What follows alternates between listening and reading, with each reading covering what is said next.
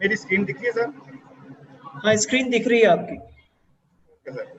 मैं special thank बोलना चाहूँगा रणजीत रावत जी का, जनरल सेक्रेटरी अपने चेतन जोशी जी, महेश जोशी जी और प्रोग्राम कोऑर्डिनेटर महेश जोशी जी और उपेंद्र जी, मुंबई के कोच। एक बार मैं बहुत दिल से आभार प्रकट करता हूँ, उन्होंने मुझे मौका दिया कि मैं अपने विचार बोलूँ। आज हमारा टॉपिक है talent hunt and sir prioritization. Sir sir Kaminder sir, sir आपने शायद दो डिवाइस से लॉगिन किया हुआ है, इसलिए आपका साउंड इको कर रहा है। सर ये एक्चुअली लैपटॉप से चल नहीं रही है। तो एक डिवाइस से आपको लॉग आउट करना पड़ेगा, क्योंकि आपका आवाज इको कर रहा है बहुत ज्यादा। अच्छा सर, अब आ रहा है?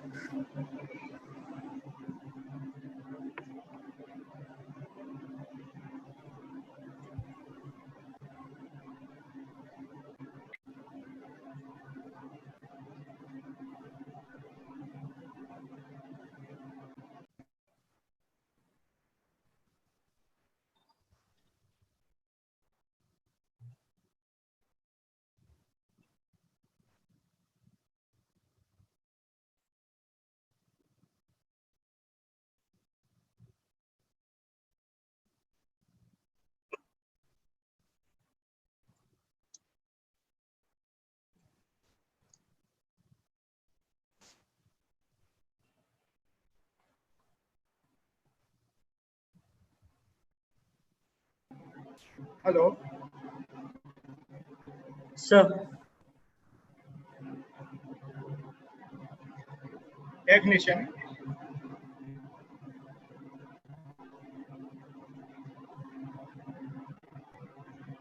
टैलेंट हंट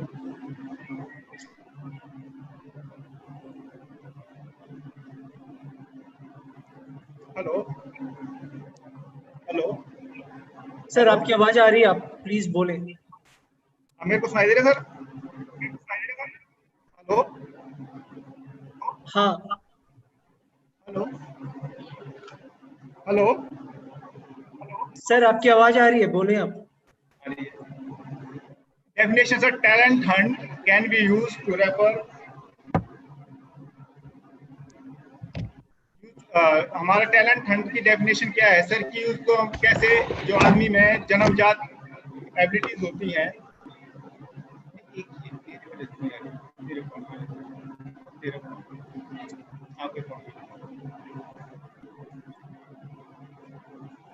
जो हमारे में जन्मजात एबिलिटीज होती है, क्षमता होती है, उसको टैलेंट कहते हैं। जबकि development refer to the how aptitude nurture and enhance.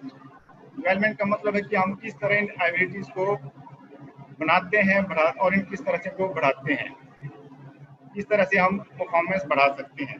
Hunt to seek out capture. Hunt का मतलब है, वैसे तो जनरली भाषा में बोले तो शिकार करना, और सीक आउट मतलब आप प्लेयर को ढूंढो, खोजो और कैप्चर, उसको पकड़ो, सर्च डिलीजेंटली, और उसको इस तरह से सर्च करो कि वो ईमानदारी से काम करने वाला हो। इस तरह से हमें टैलेंट हंट करना चाहिए। तो टैलेंट हंट का मतलब है जो हमारे पास जन्मजात एबिलिटी है बच्चे की, उसके हिसाब से बच्चे को स्पोर्ट्स में पकड़ना और सिलेक्ट करना। Talent versus skill. टैलेंट कम नेचुरली, वाइल टैलेंट जो होता है हमारा नेचुरली होता है, बाई जन्मजात होता है, जबकि स्किल आप कुछ सीखते हैं और उसको डेवलप करते हैं, उसको हम स्किल कहते हैं। आज तक जितनी रिसर्च हुई है उसमें ये शो किया जाता है या पता चलता है कि हमारे जो जीन्स होते हैं वो हमारी टैलेंट हंट करने में बहुत ही महत्वपूर्ण रोल अदा करते हैं। टैलेंट हंट करने का मतलब है कि हम एग्जैक्ट टाइम पे, एग्जैक्ट एज पे बच्चे को आइडेंटिफाई करें और उसका सही तरीके से डेवलपमेंट करें, तो हमें हाई लेवल की परफॉर्मेंस मिल सकती है। Sports talent the product of the heredity environment. हमारा जो स्पोर्ट्स का टैलेंट है वो सारा प्रोडक्ट जो है हमारा हेरिडिटी और इन्वायरमेंट का है। हेरिडिटी मतलब आपके जन्मजात गुण, और इन्वायरमेंट की बच्चा किस तरह के वातावरण में रह रहा है। आप सोसाइटी में रहते हैं, वहाँ पे खेलने का वातावरण है या नहीं है, किस तरह से है, उसके ऊपर डिपेंड करता है। बच्चा खेलने फिजिक अच्छी है, खेलने में अच्छा है, लेकिन वो उसको खेलने का वातावरण नहीं मिल पाया तो वो खेल नहीं पाएगा और उसका उस तरह से डेवलपमेंट नहीं होगा। इसलिए हम जब भी बच्चे को आइडेंटिफाई करते हैं, hello hello hello hello hello,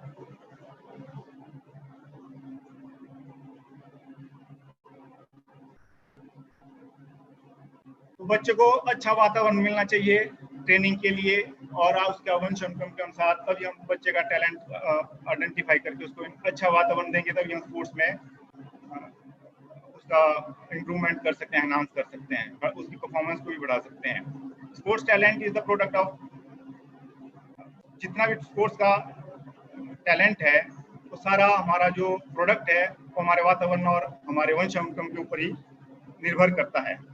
talent identification and its development has become the important area of research in sports. Talent का आइडेंटिफाई करना और इसको विकसित करना हमारे स्पोर्ट्स के लिए एक बहुत ही महत्वपूर्ण अनुसंधान का कार्य बन चुका है। अगर हम इसके ऊपर सर्च नहीं करेंगे, रिसर्च नहीं करेंगे, कौन सी गेम में किस तरह का बच्चा चाहिए, किस तरह का हमारे को टैलेंट चाहिए, तो हम अच्छे बच्चे को किस गेम में डालना है ये हम आइडेंटिफाई नहीं कर पाएंगे। इसलिए हमारे को जब भी टैलेंट आइडेंटिफाई करना है तो बच्चे के फिजिक, हाइट, वेट, पेरेंटल, इन सब चीज़ों के ऊपर हमारे को ध्यान रखना पड़ता है। इसलिए हमें अच्छे टैलेंट को आइडेंटिफाई कर सकते हैं। इससे हमारी रिसर्च बहुत ज़्यादा इन्वॉल्व होती है और हमें हेल्प करती है। Talent has a coupled with hard, rigorous training spread over several years. Talent हमने आइडेंटिफाई कर लिया, लेकिन हम उसको एकदम से भी स्पेसिफाइड ट्रेनिंग में नहीं डाल सकते। इसमें बहुत सारे सालों तक हमें हार्ड ट्रेनिंग, मतलब कठिन परिश्रम करना पड़ता है जो कई सालों तक चलता है।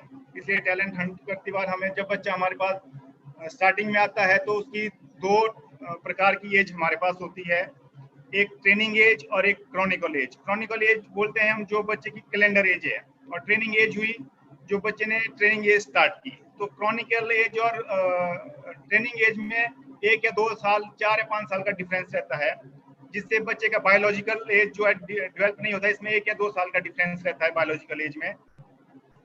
तो जब बच्चे को हम आइडेंटिफाई करते हैं स्पोर्ट्स के लिए, तो इस चीज के ऊपर भी हमारे को थोड़ा ध्यान रखना पड़ता है कि किस तरह से बच्चे को हमें आइडेंटिफाई करना है, किस तरह से बच्चे को डेवलप करना है। तो ये एज, जैसे हमारे बच्चा हमारे पास 6 साल में आया, सपोज दैट हमारे पास 7 साल में है, तो उसकी हमारी एक्चुअल एज, क्रॉनिकल एज जिसको हम बोलते हैं, वो है 6 साल। और बायोलॉजिकल एज मतलब जो हमारी सिस्टम डेवलप हुए हैं वो एज है उसकी 5 साल, वो 1 साल पीछे रहेगी। और ट्रेनिंग एज उसकी 0 है, तो हमें 0 से स्टार्ट करना है। इसे हम किड्स स्पोर्ट्स के नाम से बोल सकते हैं कि हम बच्चे को किड्स स्पोर्ट्स कराएंगे, उसका रिग्रेशन कराएंगे और बच्चे को हर तरह की एक्टिविटीज कराएंगे ताकि उसका डेवलपमेंट जो अच्छा हो। 6 साल से हमने शुरू किया, सो दैट, या 9 साल से शुरू किया, 9 से 10 साल तक हमने ये किड्स एज में आई। अब इसके बाद हम बच्चे को ले जाएंगे मल्टी गेम या मल्टी स्पोर्ट्स में 9 से 12 साल की एज में। सेम डिफरेंस, सेम एज का यही है। इस एज में हमारा जो जर्नल पीरियड होता है ट्रेनिंग का, वो हमारा मैक्सिमम ज़्यादा रहता है, और स्पेसिफिक ट्रेनिंग को हम बिल्कुल मिनिमाइज करते हैं, मतलब ना के मात्र होती है, हम स्पेसिफिक ट्रेनिंग नहीं देते हैं। इसलिए जब भी बच्चा आए तो उसको स्पेसिफाइड स्पोर्ट्स में ना डाला जाए तो ज़्यादा बेटर है छोटी एज में। और जब 9 से 12 साल में चला गया बच्चा तो उसकी बायोलॉजिकल एज 8 साल हो गई और उसकी ट्रेनिंग एज 9 से 12 साल के बीच में है। और ट्रेनिंग एज 2 साल हो गई, 3 साल हो गई, और उसकी बायोलॉजिकल एज 8 साल होगी, और एक्चुअल एज उसकी कैलेंडर एज जो है उसकी 9 साल से 12 साल के बीच में। इस वजह हम बच्चे को मल्टी टाइप ऑफ एक्टिविटी देंगे, मल्टी टाइप ऑफ स्पोर्ट्स देंगे, जिससे बच्चे का ऑलराउंड डेवलपमेंट हो, जिससे बच्चे की हर मूवमेंट हो। क्योंकि कोई भी गेम, कोई भी स्पोर्ट्स जो है किसी एक स्पेसिफिक स्पोर्ट्स पे नहीं चलता है। अर्ली जब बच्चे को हम जल्दी स्पोर्ट्स में डालते हैं तो उसमें 2 रीजन रहते हैं, एक तो बच्चे की परफॉर्मेंस में स्टैग्नेशन आ जाती है, और या 2 छोड़ देता है। क्योंकि जो उसकी बायोलॉजिकल एज है और ट्रेनिंग एज है और जो उसकी क्रॉनिकल एज है उसके हिसाब से अगर हमारा ट्रेनिंग प्लान नहीं है तो बच्चे को इंजरी या उसका इंटरेस्ट या बार बार एक ही ट्रेनिंग हम उसको बार बार करा रहे हैं तो उसका जो है उससे फेड अप हो जाता है, वो या तो उस स्पोर्ट्स को छोड़ देता है या स्पोर्ट्स चेंज कर देता है। इसलिए हम फिर आया हमारा 12 से 14 साल या 16 साल तक ले सकते हैं हमें। इसमें हम ग्रुप डेवलपमेंट स्पोर्ट्स कराते हैं जिसमें ग्रुप में बच्चे को गेम खिलाई जाती है, कोई भी game, kabaddi, basketball, football, hockey, like that, जिसमें ग्रुप इवेंट्स, ग्रुप गेम्स खिलाई जाएं जिससे उस बच्चे को ग्रुप में खेलना और ग्रुप की गेम का रूल सीखना उसका बना रहे और वो उस चीज अपने मोटर क्वालिटी को जो है अच्छी तरह से डेवलप कर सके। उसके बाद 16 साल तक हमारी स्पेशलाइजेशन स्पेसिफिक गेम स्टार्ट हुई। 14 से 16 साल के बीच में या 17 साल के बीच में हमने बच्चे को स्पेसिफिक ट्रेनिंग, स्पेशल ट्रेनिंग देनी शुरू करनी है। अब बोलने का मतलब है कि हम स्पेसिफाइड ट्रेनिंग की तरफ नहीं जा रहे हैं, अब हम उसको स्पेसिफिक स्पोर्ट्स में डाल रहे हैं। Special training to concern sports, जो जिस स्पोर्ट्स को करना चाहता है उस स्पोर्ट्स के रिलेटेड हम उसको एक्टिविटीज देंगे। अब हम उसको ट्रेन टू फॉर परफॉर्मेंस या ट्रेन फॉर टू लर्न, इन चीजों के ऊपर ला जाएंगे। अब उसको स्किल हम यहाँ ऐड करेंगे। अब उसकी ट्रेनिंग में हम स्पेसिफिक जनरल ट्रेनिंग के साथ स्पेसिफिक ट्रेनिंग के 2 या 3 सेशन हम इसमें ऐड कर सकते हैं जो रिसेंट मतलब आजकल ताजा और अभी लेटेस्ट रिसर्च जो कहती है उसके हिसाब से मैं आप लोगों को बता रहा हूँ। उसके बाद बच्चा 17 साल या 16 साल के बाद 18 साल प्लस में आ गया, अब हम इसको स्पेसिफिक ट्रेनिंग देंगे जी। इस ट्रेनिंग में हमारे को बच्चे को अब रिलेटेड स्पोर्ट्स ही डेवलप कराना है, सब कुछ जो गेम भी उसको खेलनी है। सपोज हमें कबड्डी खिलानी है तो कबड्डी में हम कौन सी इवेंट खेलने कौन सी पोजीशन पे खेलने वाला बच्चा है, कॉर्नर है, कवर है, रेडर है, ऑलराउंडर है, उस तरह से उसको ट्रेनिंग प्लान करना है हमें और उस तरह से उसको ट्रेनिंग देनी है। तो इसे हमारा ये इस तरह से ट्रेनिंग प्लान या इस तरह से हमारा ट्रेनिंग चलता है। आइडेंटिफाई में इस तरह से हम ट्रेनिंग दे सकते हैं बच्चे को। पीरियडाइजेशन में आता है, लेकिन मैं पहले बोल दूंगा टैलेंट है कपल और hard rigorous training period spread over several year. 70% of individual maximum force power or capacity is a matter of genetic factor। Research कहती है कि आज तक 70% आदमी जिनकी पावर आप ताकत जान सकती है और उसके काम करने की जो क्षमता है वो सारा हमारे वंश अनुक्रम के ऊपर ही निर्भर करता है। ये फिजियोलॉजिकल रिसर्च है।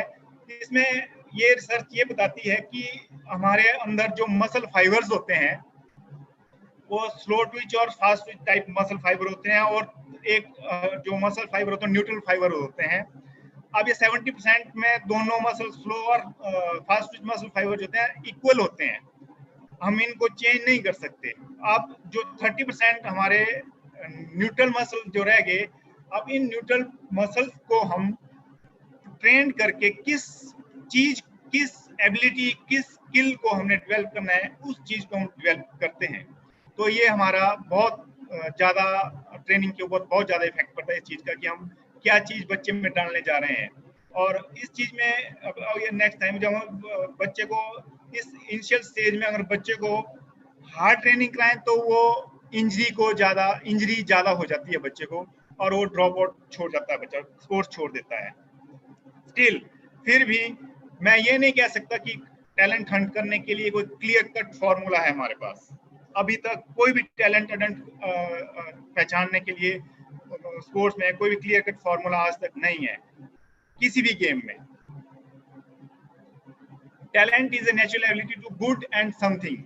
टैलेंट क्या है? एक प्राकृतिक क्षमता है व्यक्ति की जो उसमें कुछ गॉड गिफ्टेड चाइल्ड जिसको हम बोल सकते हैं, स्पेशली विदाउट बीइंग टॉट, जिसे हमें कुछ सिखाया नहीं है लेकिन वो उस चीज को अच्छी तरह से कर लेता है, देख के, सुन के, करके या उसको बताने पे उस चीज को कर लेता है, तो इसे हम टैलेंट कहते हैं। Don't let your talent to go to waste. अगर आपके पास अच्छा टैलेंट है तो उसको बर्बाद ना होने दिया जाए, उसका अच्छी तरह से पोषण मतलब ट्रेनिंग और अच्छी तरह से ध्यान रख के उसको डेवलप किया जाए ताकि वो हमारे फ्यूचर में हमारे लिए अच्छा, हमारे स्पोर्ट्स के लिए अच्छा कर सके। Based on the present knowledge of the gain from the actual practice and sports science discipline, the flowing principle of talent identification 12 are presented. जो भी आज तक स्पोर्ट्स साइंस डिसिप्लिन है उनने जो भी ज्ञान प्राप्त किया है उसके आधार पे मैं कुछ ट्रेनिंग प्रिंसिपल सिद्धांत हैं इसके टैलेंट आइडेंटिफाई करने के, हंट करने के, जो मैं आपको बताने जा रहा हूं। पहला पॉइंट है starting point is the structure of future performance. सबसे पहले जब हम बच्चे को आइडेंटिफाई करेंगे, उसको कैप्चर करेंगे, पकड़ेंगे, सिलेक्शन करेंगे, तो पहला प्रोग्राम, पहला दिमाग में हमारे में होना चाहिए कि फ्यूचर में हमें कितनी परफॉर्मेंस दे सकता है, इसका हमारे स्पोर्ट्स में कितनी लेवल, हाई लेवल तक ये जा सकता है। ये आपको उसकी बॉडी, उसके टैलेंट, जो उसमें नेचुरल चीज है, नेचुरल गिफ्ट है, वो आपको बताएगा, वो आपको साइकोलॉजिकल कोच आइडेंटिफाई करेगी। It's a long term process. Talent identify करने के बाद इसको डेवलप करना इतना आसान नहीं, ये बहुत लंबा काम है। अगर आपके पास बच्चा 6 साल में आए तो भी आपको मैंने एज वाइज उसकी वेरिफिकेशन बताई, कम से कम 12 से 15 साल हमारे को बच्चे को इंटरनेशनल लेवल पे पहुंचाने में टाइम लगता है। ताकि रीजन इसके पीछे है कि अगर हम जल्दी स्पेसिफाइड ट्रेनिंग करेंगे या जल्दी ट्रेनिंग देंगे तो उस बच्चे को इंजरी या उसका इंटरेस्ट या उसका मोटिवेशन खत्म हो जाएगा। इसलिए लॉन्ग टर्म प्रोसेस है, इसलिए बच्चे को धीरे धीरे जो है उसको ट्रेनिंग करानी चाहिए और लॉन्ग प्लानिंग करके आपको उसको तैयार करना चाहिए। पर्सनैलिटी, बच्चे की एक चीज हम सब बोलते हैं पर्सनैलिटी है क्या चीज? पर्सनैलिटी को हम डिफाइन करते हैं, पर्सनैलिटी स्पोर्ट्स में बोलते हैं, वैसे हम जनरली बोलते हैं पर्सनैलिटी कि अच्छा बोलता है, अच्छे कपड़े डाले हैं, पर्सनैलिटी बोलते हैं। लेकिन स्पोर्ट्स में हम बोलते हैं ऑल राउंड डेवलपमेंट। जिस बच्चे की पर्सनैलिटी में ऑल राउंड मतलब उसका खाना, पीना, सोना, बैठना, उठना, जागना, पढ़ना, लिखना, आपका कितना आज्ञाकारी है, आपकी बात कितनी मानता है, वो सारे हम पर्सनैलिटी में करते हैं, जिसमें ऑल राउंड क्वालिटीज आदमी की आती है, उसे हम पर्सनैलिटी कहते हैं स्पोर्ट्स में। Cognitive ability is a ability, cognitive ability ये एबिलिटी होती है जो मेंटल एबिलिटी होती है आदमी की, रिसेप्शन, आदमी की थिंकिंग मेमोरी, वो कितना सोचता है, कितनी उसमें सोचने और उस काम को करने की क्षमता है। इन चीजों को हमको ध्यान में रख के हमें जो है बच्चे को आइडेंटिफाई करना चाहिए। स्ट्रॉन्ग पॉइंट, अब कई बच्चा स्पीडी होता है, कोई बच्चा इंडोरेंस में ज्यादा अच्छा होता है, कई बच्चा स्ट्रेंथ में ज्यादा अच्छा होता है, कई बच्चा फ्लेक्सिबल ज्यादा होता है, कोई बच्चा कोऑर्डिनेशन में अच्छा होता है। तो हमें इन चीजों में से कोई बच्चा स्किल में अच्छा है तो हमें किस चीज को पॉइंट आउट करके या जो आपको स्ट्रॉन्ग आपकी गेम में आपकी पोजीशन के हिसाब से जो बच्चा चाहिए उसके हिसाब से हमें वो पॉइंट को माइंड में रख के बच्चे को आइडेंटिफाई करना होता है। हेल्थ एंड फिजिक, हेल्थ हम उसकी स्वास्थ्य से ले सकते हैं कि उसका स्वास्थ्य किस तरह से, पिछली हिस्ट्री ले सकते हैं, तो अब बीमार नहीं है, कोई इसको डिजीज तो नहीं है। कई बार ऐसा होता है बच्चे स्पोर्ट्स में आते हैं तो उनको अस्थमा टाइप प्रॉब्लम होती है, इंजरीज होती हैं जो उनको बताते नहीं और पता नहीं चलता, तो ड्यूरिंग ट्रेनिंग कहीं को इंजरी हो गई, कहीं को चक्कर आ गया, कुछ इस तरह की होता है, घटनाएं होती हैं, तो उसके लिए फिर हम ही रिस्पॉन्सिबल है, हम ही जिम्मेवार हैं। तो इसलिए हमें बच्चे की हेल्थ का भी विशेष ध्यान रखना चाहिए सिलेक्शन करती बार, आइडेंटिफाई करती बार। फिजिक एक्चुअली जीटीएमटी मेरे टॉपिक का वर्ड नहीं है, लेकिन फिजिक को ये एंथ्रोपोमेट्रिकल वर्ड है। फिजिक का मतलब है कि बॉडी की रेशो, हमें अपनी गेम में बच्चा किस तरह का चाहिए, which type of body type we need, हमें किस तरह के बॉडी की जरूरत है अपने स्पोर्ट्स में। सो दैट हमें रेडर चाहिए कबड्डी में तो हमारे को एंथ्रोपोमेट्री बोलते हैं एक्टोमॉर्फिक और मेसोमॉर्फिक, पतला चाहिए और मस्कुलर चाहिए, और एंडो लिटिल बिट। इसमें रेशियो होती है 1:1 कि 2% हमारे को मोटा चाहिए, 1% हमारे को पतला चाहिए, 4% हमारे को मसल चाहिए। इस तरह से रेशियो बना के हम चलते हैं। तो फिजिक में हमारी रेडर के लिए एक्टो मेसो एंडो मतलब पतला, मसल और मोटा। अब हमारे को चाहिए ऑलराउंडर हमारे को चाहिए मेसो, एक्टो, एंडो मतलब मस्कुलर, पतला और मोटा मतलब फैट।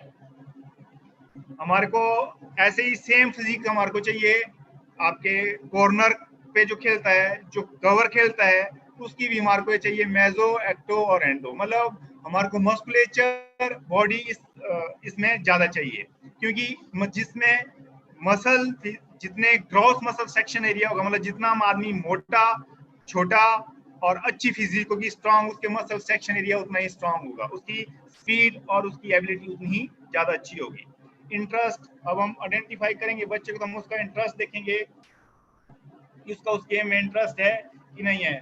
मैं एक एग्जांपल दे सकता हूँ आपको कि हम जब बच्चे की सिलेक्शन करते हैं तो कई बार हमारे साथ हुआ है, नाम नहीं लूंगा, हम बच्चे को किसी स्पोर्ट्स में ट्रायल देना है, हमें किसी और स्पोर्ट्स में डाल दिया, उसने 2-3 महीने प्रैक्टिस की लेकिन उसके बाद छोड़ के चला गया। रीजन बिहाइंड दिस कि उसके उस बच्चे का उस स्पोर्ट्स में इंटरेस्ट ही नहीं था, हमने उसको जबरदस्ती उस स्पोर्ट्स में डाला। तो ये बहुत चीज मायने करती है, लेकिन अर्ली स्टेज में बच्चे के इंटरेस्ट के हिसाब से हमें स्पोर्ट्स में नहीं डालना है। हमारे को बच्चे को स्पोर्ट्स में डालना है उसके इंटरेस्ट के हिसाब से, एज पर एज। OS मैंने आपको थोड़ा सा मतलब स्टार्टिंग में ही आपको एज वेरिफिकेशन बताया किस तरह से इस एज में हम बच्चे को पढ़ाएं, सॉरी गेम में डालें। बच्चे का एटीट्यूड, बच्चे का बिहेव कैसा है, एटीट्यूड कैसा है, सनकी तो नहीं है, काम करने वाला है, कामचोर है या नहीं है, ये हमारे को सब देखना है। चाइल्ड पेरेंट्स और बच्चे के माता पिता का बिहेव कैसा है, एटीट्यूड आल्सो पेरेंट्स। कई पेरेंट्स ऐसे आते हैं कि हमारा बच्चा कितने दिन में इंटरनेशनल बन जाएगा जी, तो इसमें हम प्रिडिक्शन नहीं कर सकते कि बच्चा कितने दिन में इंटरनेशनल हो सकता है। हम तो अपनी तरफ से बहुत कोशिश करते हैं, पर अर्ली स्पेशलाइजेशन, अर्ली बच्चे को जल्दी स्पेशल गेम में डालना, मतलब उसको गेम से दूर करने का प्रोग्राम होता है।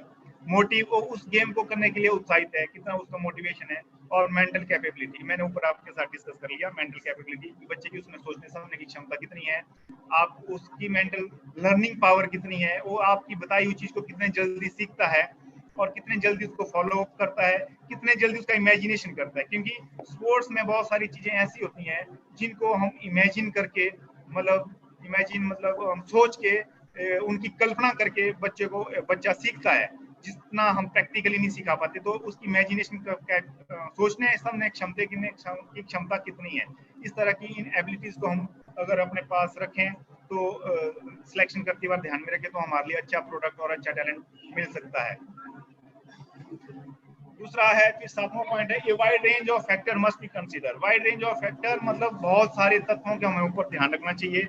जैसे हमारे पास बच्चा आया और कई बार होता यह है कि हमारे पास बच्चा आया, वो स्किल में बहुत अच्छा है, स्किल में अच्छा है लेकिन वो फिजिकली फिट नहीं है, तो हम क्या करते हैं, बच्चे की स्किल को देख के उसको सिलेक्शन कर देते हैं। हो सकता है वो स्किल अच्छी करता हो, लेकिन जब वो फिजिकल फिट नहीं है, लास्ट पॉइंट फिजिकल फिटनेस का मैंने डाला ही है, अगर वो फिजिकल फिट नहीं है तो स्किल वो अच्छी तरह से नहीं कर पाएंगे। आपको 101% गारंटी के साथ मैं बोल सकता हूँ कि अगर बच्चा अगर फिजिकली फिट नहीं है, he can't perform the skill better, वो कभी भी उस स्किल को परफॉर्म नहीं कर पाएगा, वो इंजरी ही करता रहेगा। मुझे दर्द है, मेरी बॉडी नहीं चल रही है। स्टार्टिंग फेज में आपको कर सकता है 1-2 महीने 3 महीने, लेकिन उसके बाद बॉडी लोड नहीं लेगी, या वो पुराना प्लेयर हो जो आप लोड दे रहे हो वो लोड नहीं ले पा, उसको लोड ले चुका है तो चलता रहेगा। अगर आप अपने लोड में वेरिएशन डाला और वो लोड उसको सूट नहीं किया तो उसको इंजरी डेफिनेटली, अगर वो फिजिकली फिट नहीं है। क्योंकि फिजिकल फिटनेस हमारी परफॉर्मेंस को एनहांस करने और स्किल को स्मूथली करने में जो रोल प्ले करती है, उससे ज्यादा कोई चीज रोल प्ले नहीं करती है हमारे स्पोर्ट्स में। एज मैंने आपको बच्चे की अभी बता दी किस तरह से हमारे को बच्चे को करना है। Second, performance and training status. जब हम बच्चे को सिलेक्ट करते हैं तो बच्चे की परफॉर्मेंस क्या है, पास्ट में क्या है, पिछली परफॉर्मेंस क्या है और आगे वो कितना परफॉर्म करने वाला है। दूसरी बात ये है उसका ट्रेनिंग स्टेट, मतलब उसने जो ट्रेनिंग की है उसका स्टेटस क्या है, उसने किस तरह की ट्रेनिंग की है। जो आप ट्रेनिंग कराने जा रहे हो या जो करवा रहे हो वो उस ट्रेनिंग को कर चुका है या नहीं कर चुका है। इसमें एक एज का ये भी रहता है कि बच्चा कई बार एज कम करा के भी आता है, तो वो जो हमारी ट्रेनिंग स्टेटस को जो बताता है उसके हिसाब से हम ट्रेनिंग शेड्यूल बनाते हैं, वो उसके ऊपर सूट नहीं करता, उसकी परफॉर्मेंस में स्टैग्नेशन आ जाता है और वो वहीं का वहीं रहता है, उसकी परफॉर्मेंस नहीं बढ़ती है। It should become progressively more specific. हमें धीरे धीरे स्पोर्ट्स बच्चे को टैलेंट आइडेंटिफाई करके धीरे धीरे हमें बच्चे को मेन स्पोर्ट्स की तरफ ले जाना चाहिए। अगर हम बच्चे को एकदम जनरल ट्रेनिंग नहीं कराएंगे, एकदम सपोज दैट हमने एकदम बच्चे को स्पेसिफिक ट्रेनिंग में डाल दिया तो वो स्पेसिफिक ट्रेनिंग ही करेगा, जैसे वार्म अप किया, गेम खेली और चले गए। ये काम हम हर रोज करते हैं घर में, हर बच्चा करता है, जंपिंग, थ्रोइंग, रनिंग, ये हर बच्चा पैदा होते ही शुरू करता है। तो इसमें ये नहीं बोल सकते हम कि हमने बच्चे को बहुत ट्रेनिंग कराई, मेरा बच्चे ने गेम आया वार्म अप किया गेम के लिए, रोज गेम खेलने से काम नहीं चल सकता। धीरे धीरे बच्चे को आप specific session, specific training, generally जब आपका बच्चा 18 साल के प्लस हो गया तो एक हफ्ते में 3-4 सेशन उसके जनरल ट्रेनिंग के और 5 मिनिमम 4 मैक्सिमम 5 सेशन को स्पेसिफिक ट्रेनिंग के देने चाहिए। तो इससे उसके बच्चे की परफॉर्मेंस में स्टैग्नेशन नहीं आएगी और उसकी परफॉर्मेंस जो धीरे धीरे बढ़ती रहेगी और धीरे धीरे जो है अपने स्पेसिफिक स्पोर्ट्स की तरफ डेवलप होता रहेगा। जैसे आपका कॉर्नर है, कबड्डी में कॉर्नर खेलता है, कवर खेलता है, रेडर है, इन तीनों की जो ट्रेनिंग है अलग अलग होनी चाहिए। हम क्या करते हैं, बच्चे को एक ही प्रकार की ट्रेनिंग देते हैं सबको, जो आज इस टेक्नोलॉजी वाली दुनिया में या इस मॉडिफाइड वर्ल्ड में पॉसिबल नहीं है। हमें training according to playing position के हिसाब से ट्रेनिंग प्लान बनाना पड़ेगा, तभी जाके हमारे को स्पेसिफाइड ट्रेनिंग का बेनिफिट मिलेगा। स्पेशल ट्रेनिंग और स्पेसिफिक ट्रेनिंग में थोड़ा सा डिफरेंस है। स्पेशल ट्रेनिंग हम देते हैं रिलेटेड टू मतलब उस गेम से रिलेटेड। स्पेसिफिक में हुआ कि हम बच्चे को पूरी तरह वही ट्रेनिंग देंगे जो उसकी स्पोर्ट्स में है। स्पेशल का ट्रेनिंग का मतलब है कि हम उसको थोड़ा सा उस गेम की तरफ डाइवर्ट कर रहे हैं। तो कंफ्यूज नहीं होना कि मैं स्पेशल ट्रेनिंग दे रहा हूँ या स्पेसिफिक ट्रेनिंग दे रहा हूँ। तो बच्चे को स्पेसिफिक ट्रेनिंग हम धीरे धीरे आराम से लेके चलें, ताकि वो फ्यूचर में आपने टैलेंट हंट किया तो आपको पता है कि फ्यूचर में क्या करने वाला है। कोच आई आपको बता देगी कि ये आपका एक्सपीरियंस होगा कोचिंग का, ये बच्चा इतना परफॉर्म करेगा और इसका लेवल ये है। बहुत सारे एग्जाम्पल मैं आपको दे सकता हूँ। मेरे से बच्चे पूछते हैं कि हमारा इतना स्पोर्ट्स में क्या करियर, तो मैं कई बार डायरेक्टली बोल देता हूँ बच्चे को तेरे स्पोर्ट्स में कोई कैरियर नहीं है, छोड़ दो, जाओ आप स्पोर्ट्स को मत करो, कोई या तो स्पोर्ट्स चेंज कर लो। मैंने बहुत सारे प्लेयर को एडवाइस भी किया, चेंज भी किया, उनकी परफॉर्मेंस भी आई दूसरे स्पोर्ट्स में। तो इस तरह से हमें बच्चे को स्पोर्ट्स में धीरे धीरे और स्पेसिफिक स्पोर्ट्स की तरफ धीरे धीरे ले जाना चाहिए। Large population of children is the basic necessity. जब भी हम सिलेक्शन करते हैं, आज का जो सिनेरियो प्रेजेंट टाइम में जो सिचुएशन है हमारे, हम लार्ज पॉपुलेशन मतलब बहुत सारे बच्चों को सिलेक्शन के लिए नहीं बुलाते। हमारे पास 10, 15, 20 बच्चे 50 आए, उन्हीं में से हम बच्चे सिलेक्ट कर लेते हैं। 20, 30 भी अगर आपने बच्चा सिलेक्ट किया, आपके हॉस्टल में 20 पोस्ट हैं, आपके लिए 20 बच्चों को ट्रेनिंग देनी है, 50 बच्चे हैं, तो 20 में से 30 में 50 में से 20 तो आपने रख लिया, आपने ढूंढा क्या? कुछ नहीं ढूंढा। इसलिए जब भी आप सिलेक्शन करें तो बहुत सारे बच्चे आपके सिलेक्शन ट्रायल में आपके पास हों और एक पोजीशन पे कम से कम आपके 5 से 7, 8 से 9, 10 बच्चे हों, ताकि उन बच्चों में कंपटीशन तो हो कि मुझे आगे जाना है। आपने एक पोजीशन में 2 बच्चे रखे, उनको पता है लेफ्ट खेल ले, मैं कॉर्नर राइट खेल लूंगा, तो उसमें कोई परफॉर्मेंस बढ़ने का कोई चांस नहीं है। तो हमारा बेसिक आवश्यकता क्या है, जो ग्राउंड से जुड़ी हुई है, कि बच्चा जो है लार्ज, बहुत सारे लोग हमारे सिलेक्शन ट्रायल में हों और उनमें से हम सिलेक्शन ट्रायल में जब भी रखें तो हमारे पास एक पोजीशन या एक पोजीशन पे हमारे पास 2 से 3, 4 बच्चे एक पोजीशन पे हों, तो हमारी परफॉर्मेंस बढ़ाने के चांस ज़्यादा रहते हैं। फिजिकल फिटनेस बहुत ही रोल प्ले अदा करती है, बहुत ही ज़्यादा महत्वपूर्ण है हमारे स्पोर्ट्स में। इसके अलावा है ही कुछ नहीं है। जिस प्लेयर का फिजिकल फिटनेस लेवल 0 होगा, मैं एग्जांपल दे सकता हूँ आपको मनप्रीत का, अजय ठाकुर का।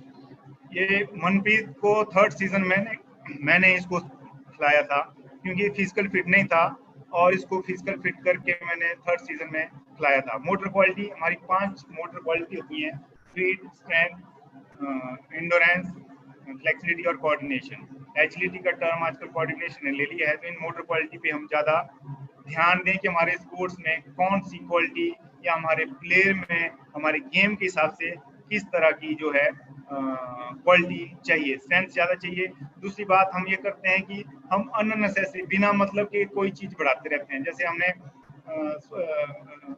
स्ट्रेंथ, मैक्सिमम स्ट्रेंथ हम हर गेम में हर प्लेयर को कराते हैं, लेकिन मैक्सिमम स्ट्रेंथ हर गेम में, हर स्पोर्ट्स में जरूरी नहीं है, और उस गेम हम अपना टाइम बर्बाद कर रहे हैं उस चीज़ को बढ़ाने में। अगर हम हमारे को जितनी ट्रेनिंग चाहिए उतनी ट्रेनिंग ले जाके हम उसको कन्वर्ट कर दें तो हमारी परफॉर्मेंस बढ़ सकती है। इसलिए मोटर क्वालिटी हमारी फिटनेस को बढ़ाने में, हमारी स्किल को करने में, बहुत अच्छा करने में और स्मूथ करने में, बिना थकावट करने में हमारे की बहुत ज़्यादा महत्वपूर्ण रोल प्ले करती है। अब हम डेफिनेशन बोल रहे हैं पीरियडाइजेशन। अब पीरियडाइजेशन क्या है इसके बारे में बताना चाहता हूँ। Periodisation systematic planning of physical training. आपकी जो ट्रेनिंग हो रही है उसको एक सिस्टम में, एक तरीकेबद्ध, लयबद्ध तरीके में बांधना, उसको हम पीरियडाइजेशन कहते हैं। Coaching specially with respect to intensity and volume. और आप जो कोचिंग दे रहे हो, सबसे पहले महत्वपूर्ण है कि खासकर आपकी इंटेंसिटी एंड वॉल्यूम। आप इंटेंसिटी समझते हैं और वॉल्यूम को भी आप अच्छी तरह समझते हैं। इंटेंसिटी का मतलब है कि हम कितने फास्ट उस चीज को कर रहे हैं, और वॉल्यूम का मतलब है कि हम उस पे कितना लोड दे रहे हैं। मतलब अगर हम 1 आवर हम कंटिन्यू रनिंग करते हैं तो वॉल्यूम है। अगर हमने 1 आवर रनिंग की लेकिन हमने 1 आवर की बजाय उस वॉल्यूम को कम कर दिया और इंटेंसिटी बढ़ा दी, हमने 20 मिनट ही रनिंग की लेकिन वो फास्ट की, वो इंटेंसिटी है। तो इस तरह से इनके बीच में जो रिकवरी होती है उसको इंटेंसिटी कहते हैं। इनकी कैलकुलेशन से ही हमारा सारा ट्रेनिंग प्लान चलता है। अगर हमारी इंटेंसिटी वॉल्यूम इंटेंसिटी में थोड़ा भी फर्क रहे या थोड़ी सी भी कैलकुलेशन में गड़बड़ रहे तो बच्चे को इंजरी होने के चांस डेफिनेट हैं। क्योंकि बच्चा इंजर्ड नहीं होता है, बच्चा इंजर्ड हो जाता है। क्यों? हमारे ट्रेनिंग प्लान से। क्योंकि हमारे ट्रेनिंग प्लान में एक लयबद्धता नहीं है, प्लान ही नहीं है। और दूसरी बात यह है कि हमारा एक सिस्टम जो होता है, जो हमने बच्चे की ट्रेनिंग सिस्टम को ही डेवलप नहीं किया है। तो अगर स्पोर्ट्स में हम वो मूवमेंट करवाएंगे तो नेचुरली और ये श्योर है कि उसको इंजरी पक्का होगी। Periodization may be defined as a logical phase method of manipulating training variables in order to increase potential of achieving specific performance goal. Periodization का मतलब है कि आप पूरे साल को इक्वल या अनइक्वल तरीके में डिवाइड कर। सपोज दैट हमारे पास पूरे साल में 52 हफ्ते हैं। उन 52 हफ्ते में हमने कितनी ट्रेनिंग किस फेज में देनी है, किस पीरियड में देनी है, ये हम डिसाइड कर लें तो हमारी training variable intensity, density, volume, rest, set, repetition, exercise, selection of exercise, frequency of exercise, ये हमारे ट्रेनिंग वेरिएबल्स हैं। इनको हम लयबद्ध तरीके से बना सकते हैं और हमारी ट्रेनिंग के लिए बहुत परफॉर्मेंस बढ़ाने में बहुत ज़्यादा इम्पोर्टेंट रोल प्ले करता है हमारा पीरियडाइजेशन। और पीरियडाइजेशन के बारे में एक चीज़ आपको कंफर्म बता सकता हूँ कि जो कोच पीरियडाइजेशन करके प्लान आउट करता है वो कभी भी उसका प्लेयर इंजर्ड नहीं होता है, कंफर्म बात है। और जो इसकी कैलकुलेशन में गड़बड़ हो सकती है तो इंजरी होने के चांस रहेंगे। पर अगर आपके प्लेयर आपने पीरियडाइजेशन को प्लान आउट किया है तो आपके पास वर्कआउट की इतनी वेरिएशन है कि जो वर्क आज आपने कराया हो सकता हो 6 महीने तक वो वर्क प्लेयर को दोबारा करना ही ना पड़े। तो इसलिए इंजरी के चांस नहीं होते हैं, क्योंकि इंजरी बार बार रिपीट अगेन सेम लोड और अचानक सडनली अवर्टली हम अचानक लोड बढ़ा देते हैं, वो इंजरी का कारण बनता है। इसलिए हमारे को पीरियडाइजेशन करना बहुत ही जरूरी है। Plan progression of resistance exercise, किस तरह से हमारे को पूरे, और अभी मैं आपको स्ट्रेंथ ट्रेनिंग का प्लान आउट बता रहा हूँ, लेकिन पूरे प्लान में आपको अपनी रेजिस्टेंस ट्रेनिंग मतलब आपको जिसमें रेजिस्टेंस हो, वेट हो, थेराबैंड हो, लूप्स हो, इस तरह की ट्रेनिंग किस तरह से ऐड करनी है आपको आपके ट्रेनिंग प्लान में आनी चाहिए। Aim of periodization to reach the best possible performance. आपका पीरियडाइजेशन आपके पूरे साल का, इसको जो पीरियडाइजेशन को आपने डिवाइड किया है उसका एक ही एम है कि हम अपनी परफॉर्मेंस को सबसे महत्वपूर्ण कंपटीशन के टाइम ऊपर लाएं या पीक पे लाएं, जिसको हम पीक बोलते हैं। It involve various training program, जिसमें हमारे बहुत सारे ट्रेनिंग प्रोग्राम विभिन्न प्रकार की ट्रेनिंग जिसमें रहती है, स्पीड के लिए रहती है, स्ट्रेंथ के लिए लग रहती है, एंड्योरेंस के लिए लग रहती है, फ्लेक्सिबिलिटी लग रहती है, कोऑर्डिनेशन के लिए लग रहती है। इस तरह की ट्रेनिंग प्रोग्राम जब रहते हैं तो वेरिएशन इतनी होनी चाहिए आपके पास कि बच्चे को लगे नहीं कि मैं ट्रेनिंग। और दूसरी एक चीज बात और है कि हम पीरियडाइजेशन जब करते हैं तो आपके बच्चे को ट्रेनिंग प्लान पता होना चाहिए, छुपाने वाली बात नहीं है। आप अपने बच्चे को बता दो कि कल नेक्स्ट डे हमारा ट्रेनिंग प्लान है, तो मेंटली प्रिपेयर होके आएगा।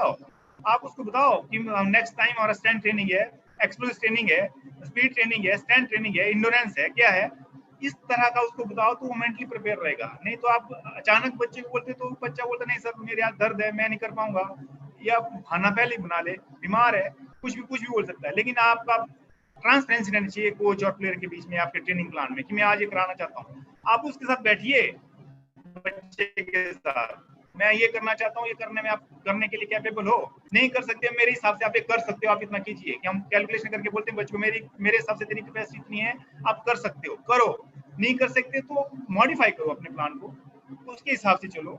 उसके हिसाब से हम बोल रहे हैं कि मुझे करना ही नहीं है, ऐसा भी नहीं है कि आप उसको कन्विंस करो, उसको भरोसा दिलाओ कि आप जो करने जा रहे हो उसका आपको बेनिफिट होने वाला है। तो इसमें ट्रांसपेरेंसी रहनी चाहिए आपके प्रायोरिटाइजेशन में। छुपाने वाली बात नहीं है कि मैंने बनाया कागज में रखा है। और दूसरी एक बात चीज और है कि हम ट्रेनिंग प्लान हो हमने बनाया हुआ तो आपके पास उसका कंक्रीट मटेरियल होना चाहिए। कंक्रीट इन द सेंस आपके पास रिटर्न में होना चाहिए हो कि मैंने ये ट्रेनिंग प्लान आउट किया है, आप इसको देखो, आप बोर्ड पे लगा दो हर बच्चे का ट्रेनिंग प्लान कि आपका ट्रेनिंग प्लान कल का ये है, आपको इतना वेट उठाना, इतना परसेंट, इतना केजी है, इतना लिफ्ट करना, ये एक्सरसाइज करनी है।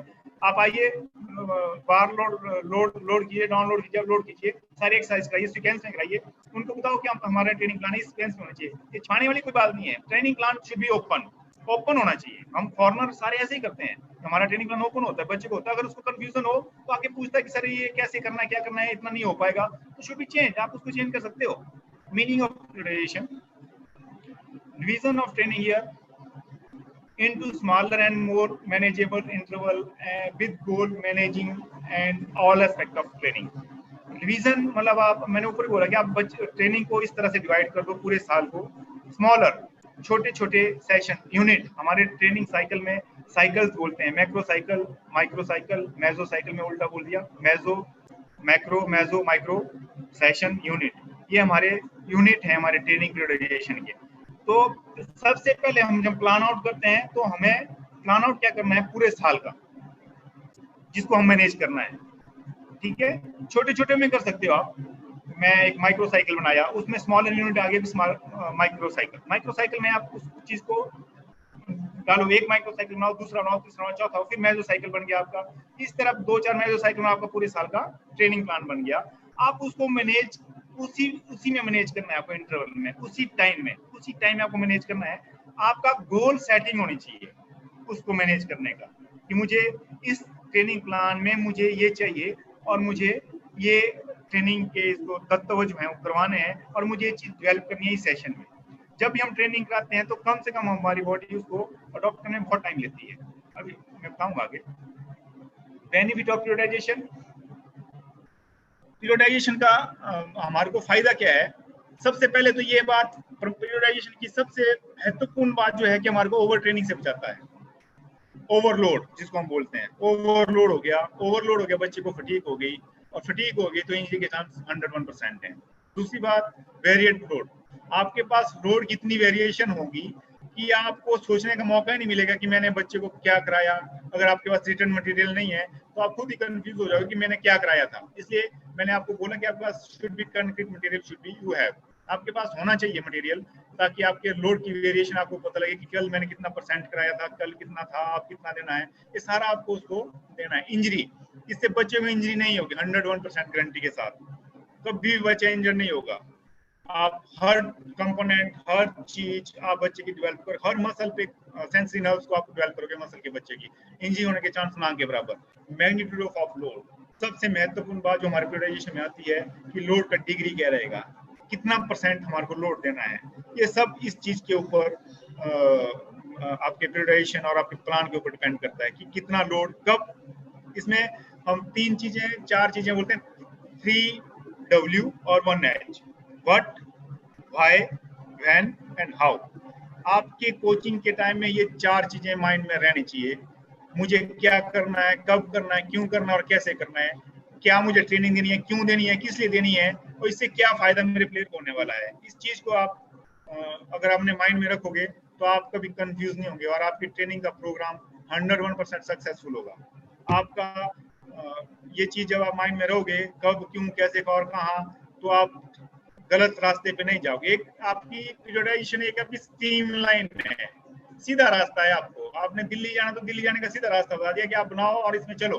बीच में कोई गड़बड़ होती है तो आप उसको परसेंटेज, ट्रेनिंग लोड आप चेंज कर सकते हो, मॉडिफाई। मैं ये आपको गाइडलाइन बता रहा हूँ, रिस्ट्रिक्ट नहीं है कि आपको यही करना है, कठोर नहीं है कि आपको यही करना है, लेकिन आप इस हिसाब से चलो कि आपको कोई मतलब मैं बोल रहा हूँ 101% है कि मैं अपना ट्रेनिंग प्लान इसी हिसाब से बनाता हूँ, इसी हिसाब से कराता हूँ, और मेरे हाथ से आज तक कभी किसी को इंजरी नहीं हुई है। मेरे को 13 साल ही इसी फील्ड में हो गए करवाते। मैनेज फटीग, सपोज दैट आपने ओवर ट्रेनिंग करा दी बच्चे को, और कल आपका अगर प्लानिंग नहीं है, पीरियडाइजेशन नहीं किया है, कल फिर आपने लोड दे दिया, तो बच्चे को टायर्डनेस हो जाएगी। फटीग जो है एक दिन से नहीं आती है बच्चे में, फटीग जो है continue tiredness of the body, tired मतलब hard work, continue hard work जब करोगे उससे हमारे को फटीग आती है। तो फटीग जब बच्चे में आ गई तो उसकी कंसंट्रेशन खत्म हो जाती है और आपका वर्क करने में दिल नहीं लगता और उसकी इंजरी के चांस ज्यादा हो जाते हैं। प्रिवेंशन ऑफ स्टैग्नेशन, अगर आपके पास पीरियडाइजेशन किया है तो आपके प्लेयर की जो परफॉर्मेंस एक जगह रुकी हुई है जिसको प्लेटू बोलते हैं, वो कभी नहीं रुकेगी, वो परफॉर्मेंस फ्लक्चुएट करती रहेगी, ऊपर नीचे आती रहेगी, या तो घटेगी या बढ़ेगी, 101% है। Peeking at the appropriate time, और आपकी परफॉर्मेंस जो है पीक जब आपको चाहिए उस वक्त पीक, मतलब कंपटीशन में आपको सपोज दैट आपने पूरे साल का प्लान आउट किया, मार्च में कंपटीशन, उसके हिसाब से प्लान आउट किया, उसके हिसाब से वर्कआउट, उसके हिसाब से आपने डेंसिटी वॉल्यूम लोड डाला, तो आपकी पीक एग्जैक्ट टाइम पे आपको आएगी। 101% गारंटी के साथ कह सकता हूँ कि आपकी पीक एग्जैक्ट टाइम पे आएगी। और उस वक्त आप जब पीकिंग के जब कन्वर्जन करते हैं प्लेयर का, उस वक्त हमारे इंजरी के चांस ज्यादा रहते हैं। तो इस वक्त हमारे को थोड़ा सा बच्चे को हैंडल करना और अपने ट्रेनिंग लोड और वॉल्यूम को थोड़ा सा संभाल के चलाना होता है। तो पीक 101% आएगी अगर आपका अच्छा पीरियडाइजेशन और अच्छी प्लानिंग है। तो ये पीरियडाइजेशन मॉडल है, लीनियर और क्लासिकल, ऐसे 3 मॉडल हैं जिनको हम मोस्टली यूज करते हैं। लीनियर मॉडल जो हैंस सेले ने दिया है, और जो overall load is still in decrease while intensity increase until the time to main competition, provide consistent training protocol within each microcycle and change the training variable after each microcycle। इस training में देखो आप volume, बोलने का मतलब ये है इसमें कि हम ट्रेनिंग जब स्टार्ट करते हैं तो हम ट्रेनिंग लोड एक लाइन में बढ़ाते रहते हैं, कंटिन्यू हर सेशन हर साइकिल में हम ट्रेनिंग लोड बढ़ाते रहते हैं, वॉल्यूम बढ़ाया जा। अभी हमने स्टार्टिंग हाई वॉल्यूम से शुरू किया था, हम वॉल्यूम कम करते जाएंगे, इंटेंसिटी बढ़ती रहेगी, एक लाइन में हमारा लोड बढ़ता रहेगा। तो इसमें इस तरह का ट्रेनिंग प्लान या पीरियडाइजेशन हम जो यूज करते हैं ये नए बच्चों के लिए यूज कर सकते हैं, पर ये एडवाइजेबल नहीं है, ये परफॉर्मेंस नहीं बढ़ाता है। वेरिएशन इसमें जरूर है लेकिन ये परफॉर्मेंस बढ़ाने में हमारे को हेल्प नहीं करता है, क्योंकि इसमें हम लोड एकदम बढ़ाते जा रहे हैं, इसमें इंजरी के चांस ज्यादा रहते हैं, जो मेरा एक्सपीरियंस है। इस तरह का ट्रेनिंग प्लान सिर्फ हम इनिशियल स्टेज में दे सकते हैं बच्चे को। इनिशियल स्टेज में जब आपके पास नया बच्चा है उसको दे सकते हैं, लेकिन बाद में हम इस ट्रेनिंग प्लान को ज़्यादा वो नहीं करते हैं, ठीक है। और इसमें सबसे बड़ी बात है कि हम इसमें हमारा जो माइक्रो साइकिल होता है, वेरिएबल ट्रेनिंग वेरिएबल जो है वो हर माइक्रो साइकिल में चेंज होते रहते हैं। आज मैंने 10 kg का लिफ्ट उठाया, कल मैं 15 को उठाऊंगा, परसों 20 का उठाऊंगा, 24 30 का, ऐसे इस तरह से कंटिन्यू मेरे वेरिएबल इंटेंसिटी डेंसिटी है और वॉल्यूम बढ़ता रहेगा। Training variable rate set repetition exercise sequence of exercise, ये ट्रेनिंग वेरिएबल जो हमारे बढ़ते रहेंगे, after her each micro cycle में चेंज होते रहेंगे और हमारा लोड कांस्टेंट बढ़ता रहेगा। तो जो मेरा जो एक्सपीरियंस कहता है कि इस तरह का ट्रेनिंग साइकिल अगर हम यूज करें तो हमारे को इंजरी या परफॉर्मेंस बढ़ाने में हेल्प नहीं करता, तो इंजरी के चांस इसमें ज़्यादा रहते हैं, क्योंकि इसमें लोड जो है अचानक सडनली अब्रप्टली लोड बढ़ता है, जो हमारे को अच्छा नहीं है। स्पोर्ट्स में लोड एकदम बढ़ाना अच्छी चीज़ नहीं है। तो इस तरह का ट्रेनिंग इनिशियल स्टेज में आप यूज कर सकते हैं। दूसरा है नॉन लीनियर और अनडायलेटेड मॉडल। नॉन लीनियर का मतलब ये है कि इसमें हम लहर टाइप, जैसे समुद्र में लहरें आती हैं उस तरह का ट्रेनिंग प्लान बनाते हैं। जैसे मैंने डायग्राम बना भी रखी है, ये हैंडसे की है, जनरल अडॉप्टेशन सिंड्रोम बोलते हैं इसको, जिसमें हम बच्चे को जनरल अडॉप्टेशन करते हैं। वो होता है method of program that has you perform a course set of movement 3 और मोर वीक पर वीक। इसमें हम ट्रेनिंग को जो है जो हम ट्रेनिंग करा रहे हैं बच्चे की परफॉर्मेंस बढ़ाने के लिए, उस मूवमेंट को हम हफ्ते में 2, 3 या ज़्यादा बार कर सकते हैं। The volume and intensity alerted more frequently। Micro cycle में जो भी हमारी ट्रेनिंग वॉल्यूम और इंटेंसिटी है वो चेंज होती रहती है बारंबार, मतलब कुछ माइक्रो साइकिल में स्टेबल रहती है और उस स्टेबिलिटी के बाद जो है हम लोड को चेंज करते हैं। Provide different training protocol during the micro cycle in addition to change the training variable after each micro cycle. हम हर ट्रेनिंग सेशन में लोड नहीं बढ़ाते हैं इसमें। इसकी सीधी सी बात है, जैसे आप सीढ़ियाँ चढ़ते हैं तो हम सीढ़ियों पे चढ़ते हुए पैर एक सीढ़ी पे रखते हैं, फिर रेस्ट करते हैं, फिर हम दूसरी सीढ़ी पे रखते हैं, फिर पीछे टांग उठाते हैं, फिर हम आगे चलते हैं। इस तरह का ट्रेनिंग साइकिल है कि हमने लोड ट्रेनिंग कराई, रिसर्च कहती है कि जब हम स्ट्रेंथ ट्रेनिंग या कोई ट्रेनिंग कराते हैं 3 से 4 महीने ट्रेनिंग को अडॉप्ट करने में हमारी बॉडी लेती है। तो इसलिए इस ट्रेनिंग, ये हमारा ट्रेनिंग सेशन जो है हम यूज करते हैं अपने ट्रेनिंग सेशन में, ट्रेनिंग प्लान में, और ये हमारी परफॉर्मेंस बढ़ाने में बहुत हेल्पफुल करता है। नीचे देखो मैंने डायग्राम लगा रखी है ट्रेनिंग साइकिल की। वॉल्यूम है, अब इंटेंसिटी है, प्री फेज है, साइकिल 1 है, साइकिल 2 मतलब हमने कौन सा साइकिल किया, माइक्रो साइकिल, मेसो साइकिल है, साइकिल 3, साइकिल 4, प्री सीजन मतलब आपका इस सीजन में कंपटीशन स्टार्ट होने वाला है।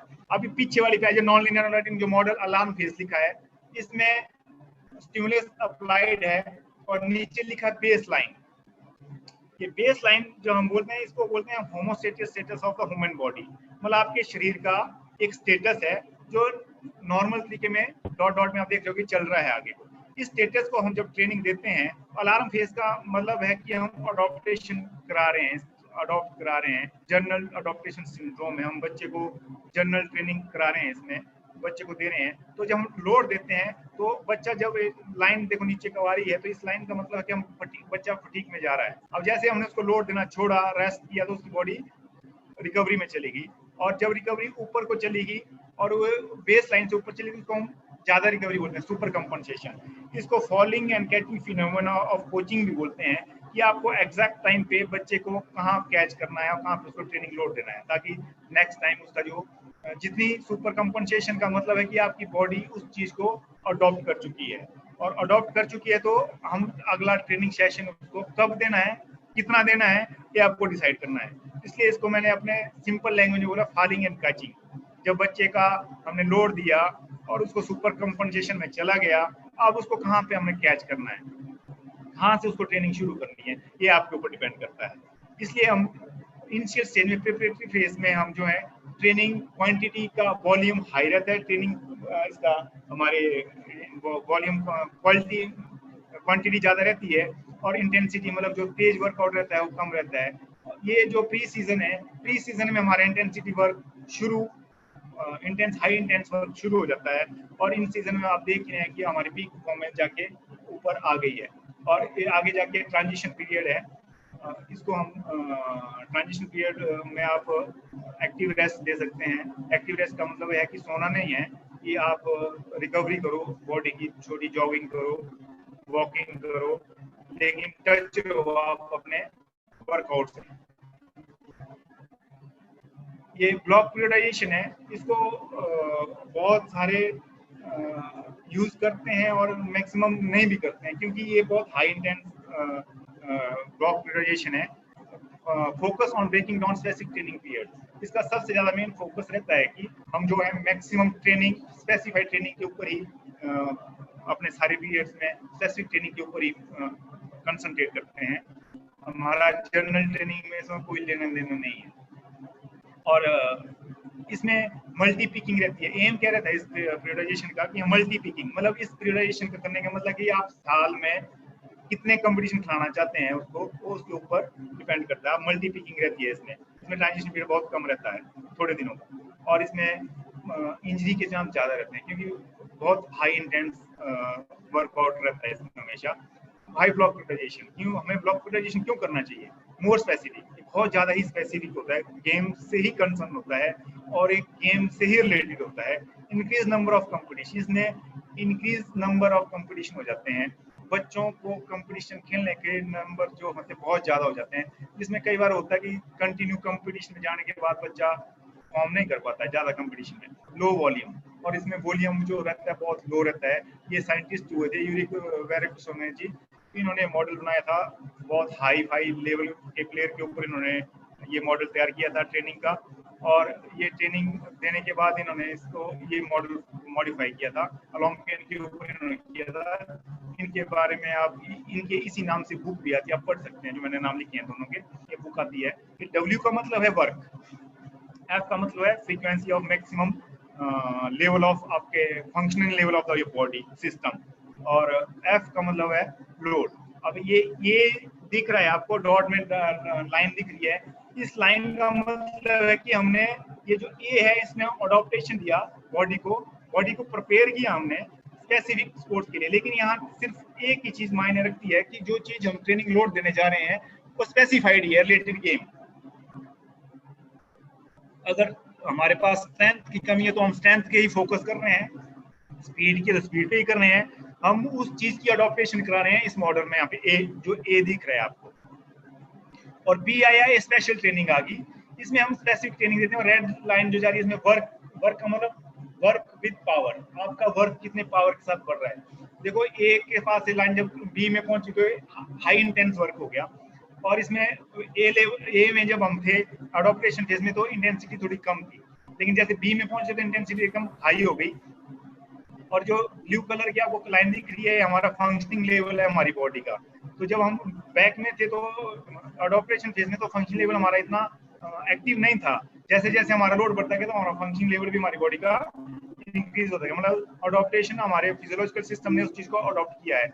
और जैसे सी में आया तो कंपटीशन फेज है, यहाँ बी में हम बच्चे को स्पेसिफाइड ट्रेनिंग देते हैं, प्री कंपटीशन फेज है, और यहाँ बच्चे को हाई इंटेंस वर्क रहेगा, टोटल स्पेसिफाइड, टोटल गेम से रिलेटेड, और हम उसको गेम से रिलेटेड पूरा वर्कआउट कराएंगे।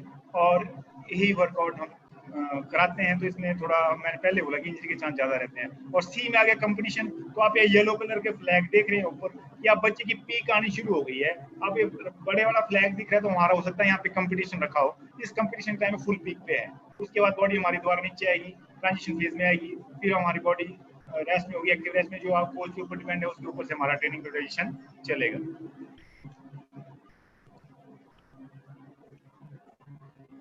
अब इसके 3 स्टैंडर्ड फेज हैं, मैं ऊपर से वही चीज डिस्कस करता रहा हूँ। 3 स्टैंडर्ड फेज हैं, ईच फेज को आप डिवाइडेड कर सकते हैं सब फेजेस में स्पेसिफिक ट्रेनिंग ऑब्जेक्टिव को लेके। पहला फेज है प्रिपरेटरी फेज, फिर है सेकंड फेज है कंप्लीट फेज, थर्ड है ट्रांजिशन फेज। तो जो प्रिपरेटरी फेज है, हम सिंपल सी भाषा में बोले तो उसको हम 3 हिस्सों में बांट सकते हैं सब फेजेस में। Preparatory 1, preparatory 2, preparatory 3। प्रिपरेटरी 1 मैंने ऊपर आपको बताया, तो प्रिपरेटरी 1 बोलते हैं कि हमें अडॉप्टेशन फेज है, अडॉप्ट किया हमने। दूसरा प्रिपरेटरी 2 हम थोड़ा उसको आगे लेके गए। थर्ड आया हमारा प्री कंपटीशन PP3, और फोर्थ आ गया हमारा कंपटीशन फेज, चौथा आ गया हमारा ट्रांजिशन फेज, जो हमारा बच्चा कंपटीशन के बाद जो हमारे पास आता है उसको फेज होता है। मैंने वो फोटो भी लगा रखी है, आप देख सकते हैं इन फेज में हमारे को क्या क्या करना चाहिए, क्या क्या ट्रेनिंग होनी चाहिए। Period of and phase of the macro cycle.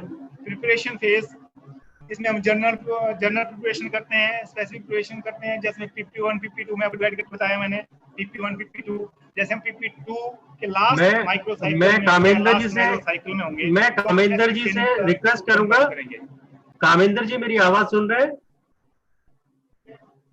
Kamendra जी से मैं रिक्वेस्ट करूंगा कुछ मिनट का ब्रेक किए। हमारे आज के चीफ गेस्ट राजीव मेहता जी जुड़ चुके हैं, तो मैं महेश जी से अनुरोध करूंगा कि प्लीज उनका स्वागत करें। जी महेश जोशी जी। विकास जी प्लीज ये पीपीटी को आप थोड़ा सा ऑफ कर दीजिएगा।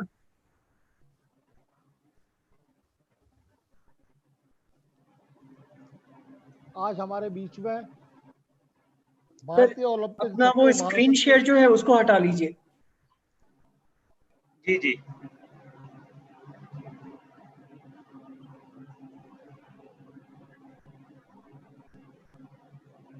कामेंद्र जी आप स्क्रीन शेयर हटा लीजिएगा प्लीज। सर हटी नहीं अभी नहीं।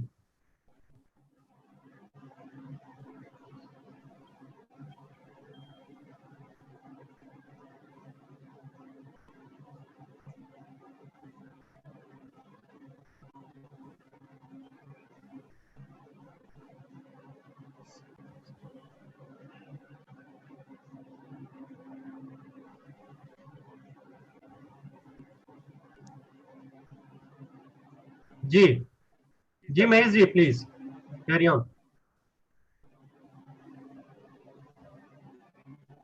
मैं महेश जी से अनुरोध करूंगा कि आज के हमारे चीफ गेस्ट राजीव मेहता जी का आप प्लीज स्वागत करें।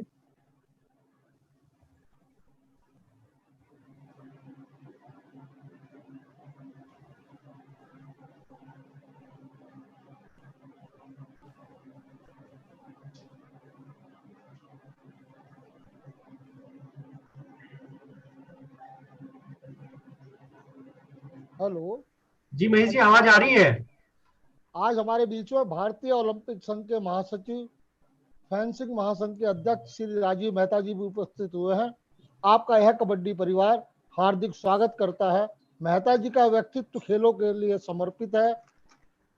कोविड से पहले आपके प्रयासों से उधम सिंह नगर में जो आपकी कर्म भूमि है 6 राष्ट्रीय प्रतियोगिता संपन्न हुई है, जिसमें kho kho, fencing, boxing, handball, cycling, कैटिंग एवं केनाइंग। यह देश के लिए एक बहुत बड़ी मिसाल है कि आप खेलों के लिए इतने समर्पित है। आपके मार्गदर्शन में गत वर्ष हम लोगों को राज्य ओलंपिक खेलों का भी करने का अवसर मिला। आपके ही मार्गदर्शन में उत्तराखंड सरकार 38वें राष्ट्रीय खेलों का आयोजन करने जा रही है, जिससे उत्तराखंड में स्पोर्ट्स का माहौल बनेगा और इंफ्रास्ट्रक्चर डेवलप होगा। इसके आपके इतने सराहनीय प्रयास खेलों के लिए आपका हमेशा रहता है। आपके प्रयास से हल्द्वानी में अंतरराष्ट्रीय स्टेडियम का निर्माण कार्य किया गया है। आपके प्रयास से ही उधम सिंह नगर में वेलोड्रम व हरिद्वार में हॉकी का स्टार्टअप के कार्य को मंजूरी मिली है। आपका इस कार्यक्रम में सम्मिलित होने पर पुनः अभिनंदन है, पुनः स्वागत है।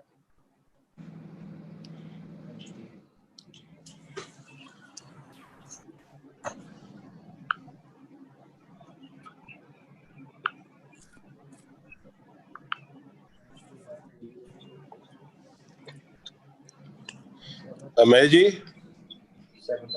जी आवाज आ रही है सर? मेरी आवाज सुन रहे हैं आप?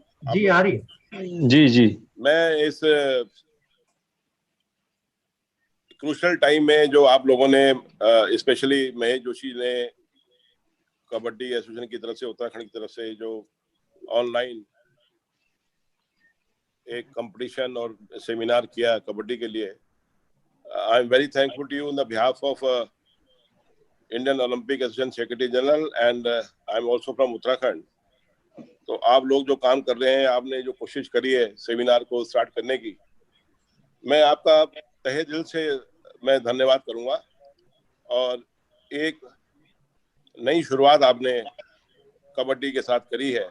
मैं सोचता हूं कि उत्तराखंड एक ऐसी स्टेट है जिसने फर्स्ट टाइम ये सेमिनार वीडियो से करी है। तो मैं आप लोगों का, पूरी स्टेट बॉडीज का, स्पेशली रंजीत रावत जी का और महेश जोशी जी का, चेतन जोशी जी का, प्रधान जी का, जितने भी ऑफिशियल हैं उत्तराखंड में और जो सेंट्रल बोर्ड से आपके साथ लगे हैं, मैं सबका धन्यवाद करूंगा। और स्पेशली राणा साहब का, वीएन झा, जो हर चीज में बहुत एक्टिव रहते हैं उत्तराखंड कबड्डी के अंदर। और मैं उम्मीद करूंगा कि आपकी सक्सेसफुल सेमिनार रहेगी और एक अच्छा प्रयास आपने किया। पिछले विगत कुछ दिनों से आप ये काम कर रहे हैं। मैं आप सभी इसमें जो पार्टिसिपेशन जो लोगों का रहा है, मैं उनको धन्यवाद करूंगा और मैं कोशिश करूंगा कि मैं लगातार आपसे जुड़ा रहूं। और मेरी उम्मीद है कि आप इसको बहुत सक्सेसफुल ढंग से करें, एक अच्छा एग्जाम्पल उत्तराखंड में दूसरे गेमों को भी दें। और मैं इसी शुभकामनाओं के साथ मैं आपका सबका धन्यवाद करके मैं कोशिश करूंगा, फिर आप जब चाहेंगे तो मैं आपके बीच आऊंगा। जय हिंद, जय भारत। जी मैं राणा जी से अनुरोध करूंगा कि आप थोड़ा सा ब्रीफ में सर को बताएं कि हमारे प्रोग्राम की क्या क्या रूपरेखा रही है। जी धन्यवाद। जी धन्यवाद। आवाज आ रही सर? जी आ रही है। जी जी जी। आज के मुख्य अतिथि हमारे परम श्रद्धेय राजीव मेहता जी, जनरल सेक्रेटरी भारतीय ओलंपिक संघ। आपकी जो भावना है, जो आपके शब्द हैं, सीखने से मस्तिष्क कभी थकता नहीं है, उसी भावना से ओतप्रोत होकर के उत्तराखंड कबड्डी एसोसिएशन के पूर्व महासचिव, वर्तमान उपाध्यक्ष और जनरल सेक्रेटरी हमारे महेश जोशी जी और चेतन जोशी जी ने एक गोष्ठी रखी और उस गोष्ठी के माध्यम से ये प्रयास किया गया कि इस विपदा के समय, यानी जो कोविड-19 का समय चल रहा है, इस स्थिति को देखते हुए हम उत्तराखंड कबड्डी एसोसिएशन के लोग किस तरह से अपने खिलाड़ियों को और कोचेस को और ऑफिशियल्स, टेक्निकल ऑफिशियल्स को कैसे हम लोग फिट रखें, इसके लिए क्या प्रयास किए जाएं। तो एक मंथन किया गया और उस मंथन के माध्यम से ये सोचा गया कि ऑनलाइन क्लासेस शुरू की जाएं।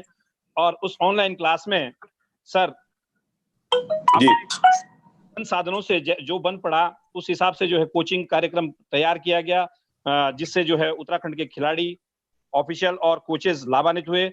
फिर प्रयास किया गया कि भारतवर्ष के मुख्य लोगों को बुलाया जाए, जिससे उत्तराखंड ही नहीं बल्कि अपितु पूरा देश इससे लाभान्वित हो। आपके आशीर्वाद से हमारे पास पूरे देश से, उड़ीसा से पार्थो सर जुड़े, बिहार से हमारे कुमार विजय जी जुड़े और कई हमारे प्रो खिलाड़ी जुड़े, नेशनल कोचेज जुड़े, इंटरनेशनल कोचेज जुड़े, इंटरनेशनल रेफरीज जुड़े। आपके टेक्निकल ऑफिशियल हमारे उत्तर प्रदेश से भाई सुरेश कुमार जी और दिल्ली से आरडी कौशिक जी और सुरेश कुमार जी जो सीआईएसएफ के कोच हैं हमारे, वो सब जुड़े। इसके अथक प्रयास के लिए हमारे जो यू मुंबा के कोच हैं हमारे उत्तराखंड से ही भाई उपेंद्र मलिक जी, नरेंद्र कुमार जी का भी बहुत सराहनीय प्रयास रहा इस कार्यशाला को आगे बढ़ाने के लिए। तो हमने इस कार्यशाला में जिन महान विभूतियों को बुलाया, जिनका सानिध्य हमें मिला और जिनके आशीर्वाद से हमने कुछ सीखने का प्रयास किया, उनमें हमने सबसे पहले हमने बुलाया रितु बालियान जी, जो हमारी माइंड ट्रेनर रही हैं, सर्टिफाइड एनएलपी मास्टर ट्रेनर हैं। आपने जो है हमें जो रोल दिया था, रोल माइंड ट्रेनिंग का, स्पोर्ट्स इनके पास जो पीक परफॉर्मेंस कोचेस वैज्ञानिक के द्वारा दिया जाता है, वैज्ञानिक महत्व के द्वारा, वो इनके द्वारा दिया गया। उसके बाद हमने डॉक्टर एजाज अशी साहब को बुलाया, जो बीपीसीए और आईएपी मैन स्पेशलाइजेशन जिनका है, नीज, शोल्डर, बैकबोन, जो यूएसए से इन्होंने किया था। हेड ऑफ डिपार्टमेंट रहे हैं आप फिजियो रिहेबिलिट सेंटर के। इन्होंने जो टॉपिक लिया था, injury and back to peak fitness performance, kabaddi के खिलाड़ी को किस तरह से जो है इन चीजों से जो है अपनी परफॉर्मेंस को बचा करके तैयार किया जा सकता है। उसके बाद हमारे पास आए थे डॉक्टर सुभाष पाल जी, जिन्होंने न्यूट्रिशन और सप्लीमेंट्री पे अपना जोर रखा था कि किस तरह से जो है खिलाड़ी को एक न्यूट्रिशन लेना चाहिए, सप्लीमेंट्री पर कम ध्यान देना चाहिए, जो आपके पास अपने संसाधन है उन्हीं से ही आप करें। ये उन्होंने बहुत अच्छा डेमो दिया था। उसके बाद हमारे पास मुख्य अतिथि हमारे आए थे, जो गेस्ट आए थे, सुनील जी पुरोहित, जो एनआईएस पटियाला में जो है असिस्टेंट प्रोफेसर हैं, department of sports bio science के आप प्रोफेसर हैं। इन्होंने डोपिंग इन स्पोर्ट्स में बहुत अच्छी जानकारियां दी कि किस तरह से जो डोपिंग की हानियां हो सकती है, खिलाड़ियों को इनसे बचना चाहिए, कौन कौन सी मेडिसिन आप लेंगे, उन मेडिसिन को जो डॉक्टर के माध्यम से जो है उनको लेना चाहिए और जो नहीं है उनको अवॉइड कर देना चाहिए। उसके बाद हमारे पास आए थे डॉक्टर मुस्तफा टोपीवाला जी, जो फिजियोथेरेपिस्ट हैं स्पोर्ट्स रैब के, और आपने टॉपिक लिया था role of strength conditioning in kabaddi, improve performance and prevent injury. तो जो कि आपको जो है किस तरह से अपनी पावर को बढ़ाना चाहिए खेल के माध्यम से, और जो हमारी चोटें लगती है उनसे कैसे बचा जा सकते हैं। बहुत अच्छा डेमो जो है टोपी वाला सर ने दिया था, इनका भी हम बहुत बहुत धन्यवाद शुक्रिया अदा करते हैं। हमारे बीच में साथ में इन्हीं के साथ जुड़े थे रामवीर सिंह कोचर जी, जो द्रोणाचार्य अवार्डी है। उनका आशीर्वाद भी हमको अनुभव के रूप में और उनके प्रयास जो उन्होंने किए थे भारतीय कबड्डी के लिए, उन्होंने उन प्रयासों से हमको अवगत कराया और आशीर्वाद दिया। साथ ही हमारे साथ जुड़े आपके जयवीर शर्मा जी, जो कबड्डी कोच हैं साई के, एनसीओई के चीफ कोच हैं गांधीनगर गुजरात से। इन्होंने जो लेक्चर दिया था अपना स्पोर्ट्स डेवलपमेंट स्कीम, जो तो भारत सरकार की जो स्कीमें हैं, जैसे खेलो इंडिया है, यूनिवर्सिटी गेम्स हैं और कई सारे गेम, इन्होंने बताया कि इन गेमों के माध्यम से जो है आप अपने स्तर को बढ़ा सकते हैं, बच्चे प्रतिभा कर सकते हैं। और जो गवर्नमेंट ऑफ इंडिया की स्कीमें कि 10,000 हम इनको खेल के लिए देते, डाइट के लिए देते हैं, 20,000 इनकी फिटनेस उसके ट्रैक सूट इत्यादि के लिए देते हैं, तो ये 5 वर्षों तक दिया जाता है। ये सारी स्कीमों से आपने जो है हमको अवगत कराया। आज ठाकुर साहब कामेंद्र सिंह जी का भी हम बहुत बहुत धन्यवाद अदा करते हैं, और आप हमारे पड़ोसी राज्य हिमाचल से जुड़े हैं, आपका भी शुक्रिया अदा करते हैं कि आपने यहाँ अपना अमूल्य समय हमें दिया। इसके लिए उत्तराखंड कबड्डी एसोसिएशन आपका सदैव आभारी रहेगी। सर, आपका टॉपिक था आज talent hunt and reproduction strength training पे। तो कि किस तरह से बच्चे को जो है कब से लिया जा सकता है, 6 साल से लेकर के 12-15 साल तक, और 12 से 15 साल लग जाते हैं एक अंतर्राष्ट्रीय स्तर पर पहुंचाने के लिए बच्चे को। तो ये उत्तराखंड कबड्डी एसोसिएशन का एक प्रयास रहा था सर, और इसमें महेश जोशी जी जो हमारे कोऑर्डिनेटर भी हैं इस प्रोग्राम के, आपने बहुत ही सराहनीय प्रयास किया और इसमें भारत को जोड़ने का प्रयास किया, और उस प्रयास में हम लगभग सर सफल ही हुए, क्योंकि हमारे पास प्रो कबड्डी के भी कोचेस भी आए, खिलाड़ी भी आए, और नितिन जी इसमें थे, और अभिषेक ठाकुर थे, और रवि थे। तो ये सारे हमारे कबड्डी के खिलाड़ी जो इस समय भारत की ओर से खेल रहे हैं, जिन्होंने प्रतिनिधित्व किया है, इन सब ने अपने आशीर्वाद उत्तराखंड कबड्डी के खिलाड़ियों को दिया है, और बताया है कि किस तरह से जो है आप अपना अनुशासन में रह करके एक खिलाड़ी क्या क्या प्राप्त कर सकता है। ये सब जानकारियां जो है हमने अपने खिलाड़ियों को देने की प्रयास किया। ऑफिशियल्स के लिए जो है स्पेशल आरडी कौशिक साहब और सुरेश कुमार जी को बुलाया गया था। उन्होंने भी जो है ऑफिशियल को उनके दायित्वों का निर्वहन करने के लिए समझाया कि किस तरह से आपको अपने दायित्वों का निर्वहन करना चाहिए। इन सब चीजों को देखते हुए उत्तराखंड कबड्डी एसोसिएशन ने इस महामारी के समय एक प्रयास किया, और आज हमारा ये अंतिम प्रयास है कि जब आप हमारे बीच में उपस्थित हो गए तो हमें निश्चित रूप से ये सफलता ही मिली है कि आप हमारे बीच में आए। हम अपने आप को, पूरा उत्तराखंड कबड्डी परिवार अपने को गौरवान्वित समझ रहा है। सर, हमारे पास शब्द और कुछ नहीं है, शब्द कुछ नहीं है, हमारे पास विचारों की एक छवियां हैं जो हम आपको दे सकते हैं, क्योंकि आपका जो प्रयास रहा है वो हमेशा, एक बार आप जिस काम को शुरू कर लेते हैं उसमें आप असफलता का डर नहीं रखते और काम नहीं छोड़ते, निष्ठा के साथ काम करने वाले सदैव सुखी रहते हैं। ये आपकी भावना रही है। इसी भावना के साथ उत्तराखंड कबड्डी परिवार आपका स्वागत करती है। आप हमारे ही हैं, हमारे बीच में, और हमें हर्ष है कि आप भारत में एक सर्वोच्च पद पे हैं, खेलों के सर्वोच्च पद पे हैं, और निश्चित रूप से आपके मार्गदर्शन में उत्तराखंड प्रगति के पथ पर हमेशा आगे बढ़ेगा। आपका आशीर्वाद सदैव रहे। धन्यवाद सर। राणा जी, बहुत बहुत धन्यवाद। मैं अपने अध्यक्ष महोदय से भी चाहूंगा कि वो 2 शब्द आपके हमारे चीफ गेस्ट राजीव मेहता जी के बारे में कुछ कहें।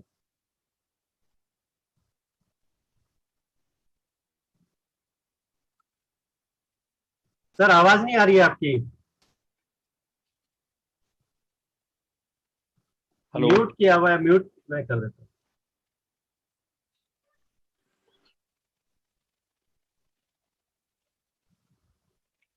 विकास जी, इनको अनम्यूट कर दीजिएगा प्लीज। हेलो। जी सर, आवाज आ रही है। आ रही है जी। इंडियन ओलंपिक संघ के सेक्रेटरी जनरल और हमारे मित्र मेहता जी का मैं उत्तराखंड कबड्डी परिवार की ओर से स्वागत करता हूं। आपके मार्गदर्शन में हम उत्तराखंड में की कबड्डी को देश और दुनिया के प्लेटफॉर्म पे ले जाने का प्रयास करेंगे। आज हमारे साथियों ने, जिनमें चेतन जोशी जी, महेश जोशी जी और तमाम लोग जिनके नाम अभी परिचर्चा में शामिल हुए, उन सब के प्रयास से एक ऑनलाइन परिचर्चा रखी गई है, जिसमें बहुत सारे एक्सपर्ट ने अपनी अपनी राय दी है। और कोविड-19 के इस संक्रमण काल में जहां सब लॉकडाउन में फंसे हैं, उस समय उत्तराखंड कबड्डी एसोसिएशन ने पूरे सारे एक्सपर्ट्स को जोड़ करके एक प्लेटफॉर्म पे ला करके हमारे खिलाड़ियों को और उनके अभिभावकों को, जिन जो तकनीकी पक्ष है खेल का, और उसको जैसे अभी हमारे कविन जी पिन पॉइंट कर रहे थे टैलेंट हंट के लिए, तो वो सारा परिचर्चा का फायदा हमको मिलेगा। और हमें उम्मीद है आपके मार्गदर्शन में, आपके दिशा निर्देशन में उत्तराखंड की कबड्डी को हम देश और दुनिया के सामने लाने का प्रयास करेंगे, और आपके निर्देशन में उसमें हमें सफलता भी मिलेगी। मैं पूरी टीम की ओर से आपका स्वागत करता हूं, और चेतन जोशी जी और अन्य सभी को धन्यवाद करता हूं कि उन्होंने ये सराहनीय प्रयास किया इस समय में, जो व्यस्त हो सकता था। कोविड-19 की जो महामारी चल रही है, जिस तरह से लोगों को अपने अपने घरों में कैद करके रख दिया गया है, तो उसमें ये बेस्ट ऑप्शन था जिसे उत्तराखंड कबड्डी एसोसिएशन ने अडॉप्ट किया। और आपसे हम चाहेंगे कि आपका मार्गदर्शन हमें हमेशा मिलता रहे। धन्यवाद। बहुत बहुत धन्यवाद सर। मैं प्रोग्राम को आगे बढ़ाने के लिए राजीव मेहता जी से रिक्वेस्ट करूंगा कि प्लीज सबमिट करें थोड़ा सा समय अगर उनके पास है।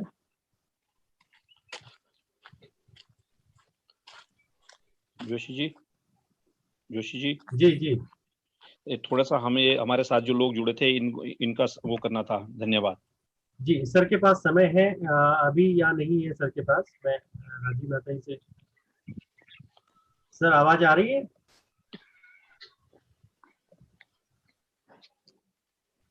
एक और है सर।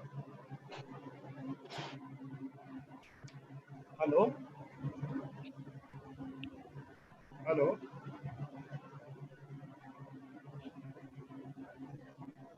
हेलो। कामेंद्र सर जुड़ चुके हैं। जी ठाकुर साहब, हाँ ठाकुर साहब आपकी आवाज। बोलो सर, बोलो आप। हाँ जोशी जी, ठाकुर साहब लाइन पे लग गए। लाइन पे हैं? जयदेव ठाकुर साहब, जयदेवा। जयदेवा सर, जयदेवा। बोलो आई सर, एम किसका मिस्टर, धन्यवाद मैं करना सर, मिस्टर बोलो आप। राणा जी, आप राजीव मेहता जी का धन्यवाद अदा कर दीजिए, शायद ठीक है, उनके पास समय की कमी थी ठीक, तो थैंक प्रोग्राम यू। को फिर आगे बढ़ाया ठाकुर साहब थोड़ा सा है समय, ठाकुर साहब जी, थोड़ा सा। जी। हाँ, इस ऑनलाइन मुहिम में जो हमारी कार्यशाला चली थी, इसमें बहुत सारे लोगों ने अपना बहुमूल्य योगदान दिया, जिसमें Suresh Kumar UP, technical chairman Uttar Pradesh kabaddi association, RD Kaushik, technical official international Indian railway, doctor Nagendra Sharma ji, sports chairman Kumaon university, BP Sharma ji Bareilly, AK Patro international referee Orissa, Gaurav Upadhyay NIS Uttarakhand, Nitin Rathi NIS Uttarakhand, LNS Rana, मैं स्वयं national referee, Upendra Malik coach U Mumba, Satish ji, Rothan भाई साहब और मनीष राठी, किशन डोभाल आदि सारे लोगों ने जो है मिलकर के एक यूनिट के रूप में कार्य किया है।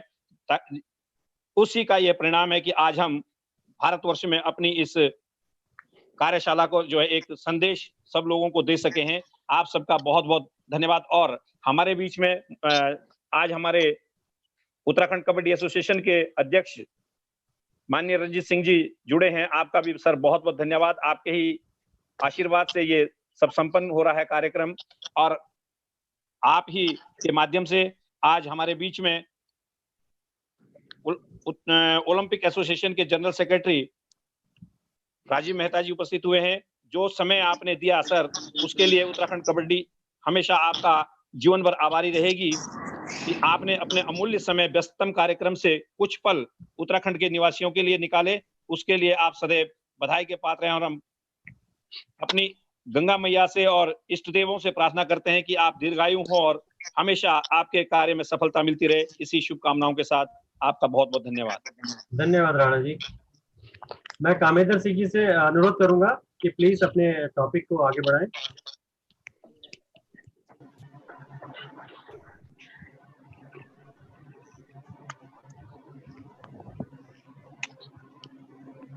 हेलो जी, आवाज आ रही है कामेंद्र जी?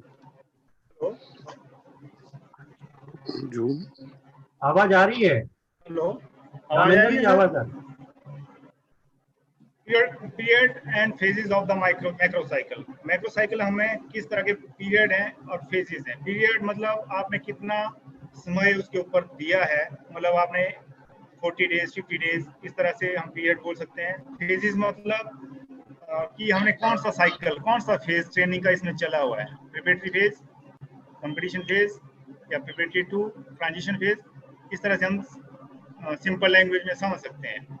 तो प्रिपरेशन पीरियड, प्रिपरेटरी पीरियड में हम क्या करते हैं, जनरल प्रिपरेशन फेज। इसमें जनरल प्रिपरेशन सामान्य तौर पे हम बच्चे को तैयार करते हैं, और फिर हम दूसरे साइड जाते हैं तो स्पेसिफिक प्रिपरेशन आ जाती है, जो हम PP3 की मैंने आपको बात बताई थी। और फिर आ गया कंपटीशन पीरियड। तो इसमें PP3 के जब बीच में होते हैं, मिड में होते हैं, तो उसको हम प्री कंपटीशन फेज कहते हैं, और लास्ट में हमारा कंपटीशन फेज होता है। Last one is the transition period और ट्रांजिशन फेज। इस पीरियड में हमने कितना टाइम दिया है और ये फेज है, यहाँ हम एक्टिव रेस्ट कर सकते हैं, रिकवरी कर सकते हैं, लाइक दैट।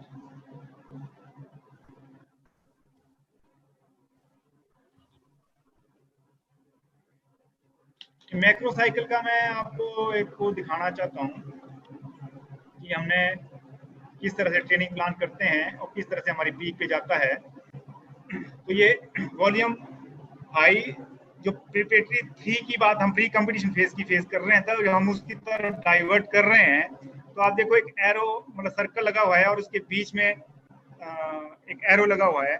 इस फेज में हाईएस्ट रिस्क ऑफ इंजरी और इलनेस के होते हैं। क्यों? रीजन ये है कि इस वक्त हम पूरा प्लेयर का वॉल्यूम लो करने जा रहे होते हैं और इंटेंसिटी बढ़ाने जा रहे होते हैं। इसलिए इस वक्त बच्चे का जो है संभालना, ट्रेनिंग लोड को संभालना और बच्चे को संभालना दोनों को बहुत ही आवश्यक होता है।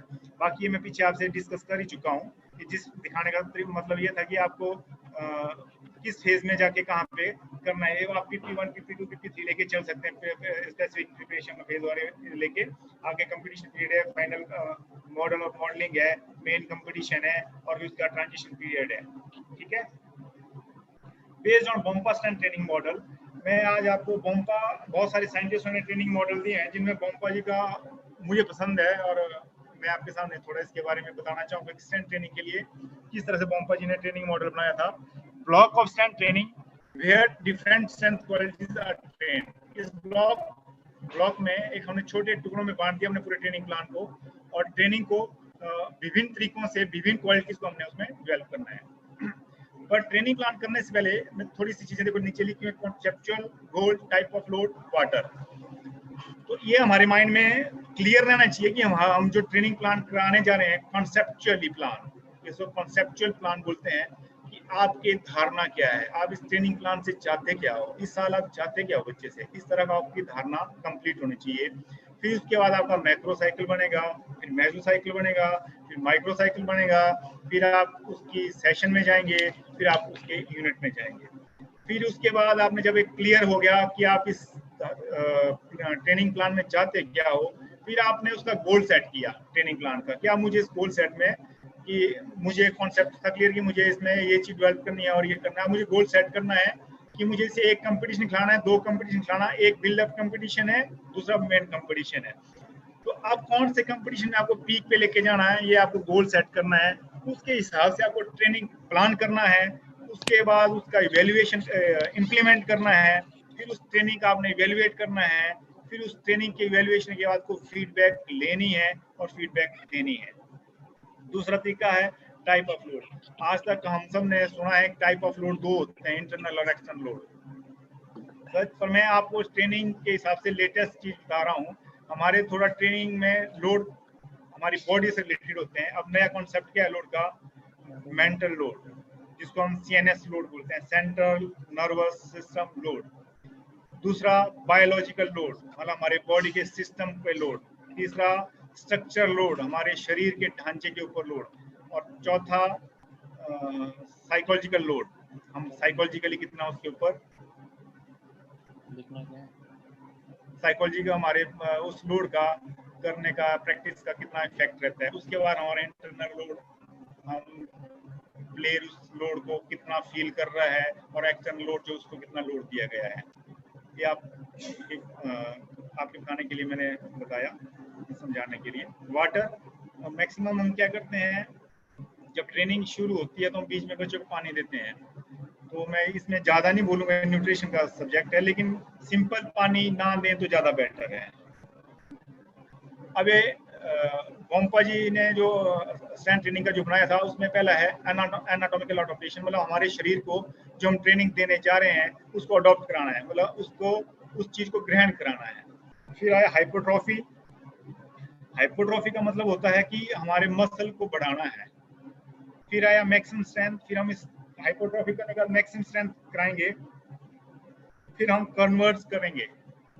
हमने मैक्सिमम स्ट्रेंथ गेन कर ली, अब उस मैक्सिमम स्ट्रेंथ को हमने कन्वर्ट करना है। किस चीज में कन्वर्ट करना है? एक्सप्लोसिव स्ट्रेंथ में, स्पीड में, स्ट्रेंथ में, इंडोरेंस में।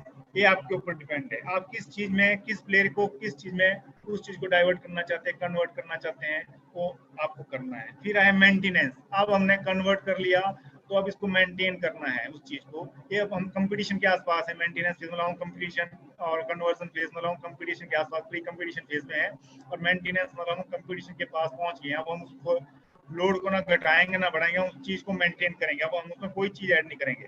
ट्रांजिशन पीरियड वही आ गया, अब कंपटीशन खत्म हो गया और हम दोबारा ट्रांजिशन पीरियड में आ गए।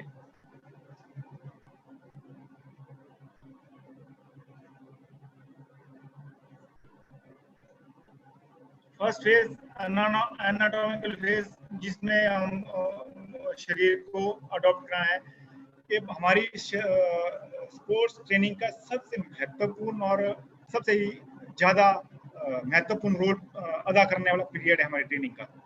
मोस्टली हम इस ट्रेनिंग पीरियड को नेग्लेक्ट करते हैं सभी। Anatomical phase is important for often neglect phase training after the transition phase, क्योंकि इस ट्रेनिंग फेज में कोई जाना नहीं चाहता, क्योंकि इसमें जो है बहुत टाइम स्पेंड करना पड़ता है। और इसी फेज में जो हम ट्रेनिंग करते हैं, ये सब लोग बेस क्रिएशन है हमारे बच्चे का। बेस क्रिएशन होगा, फिर जनरल ट्रेनिंग होगी, फिर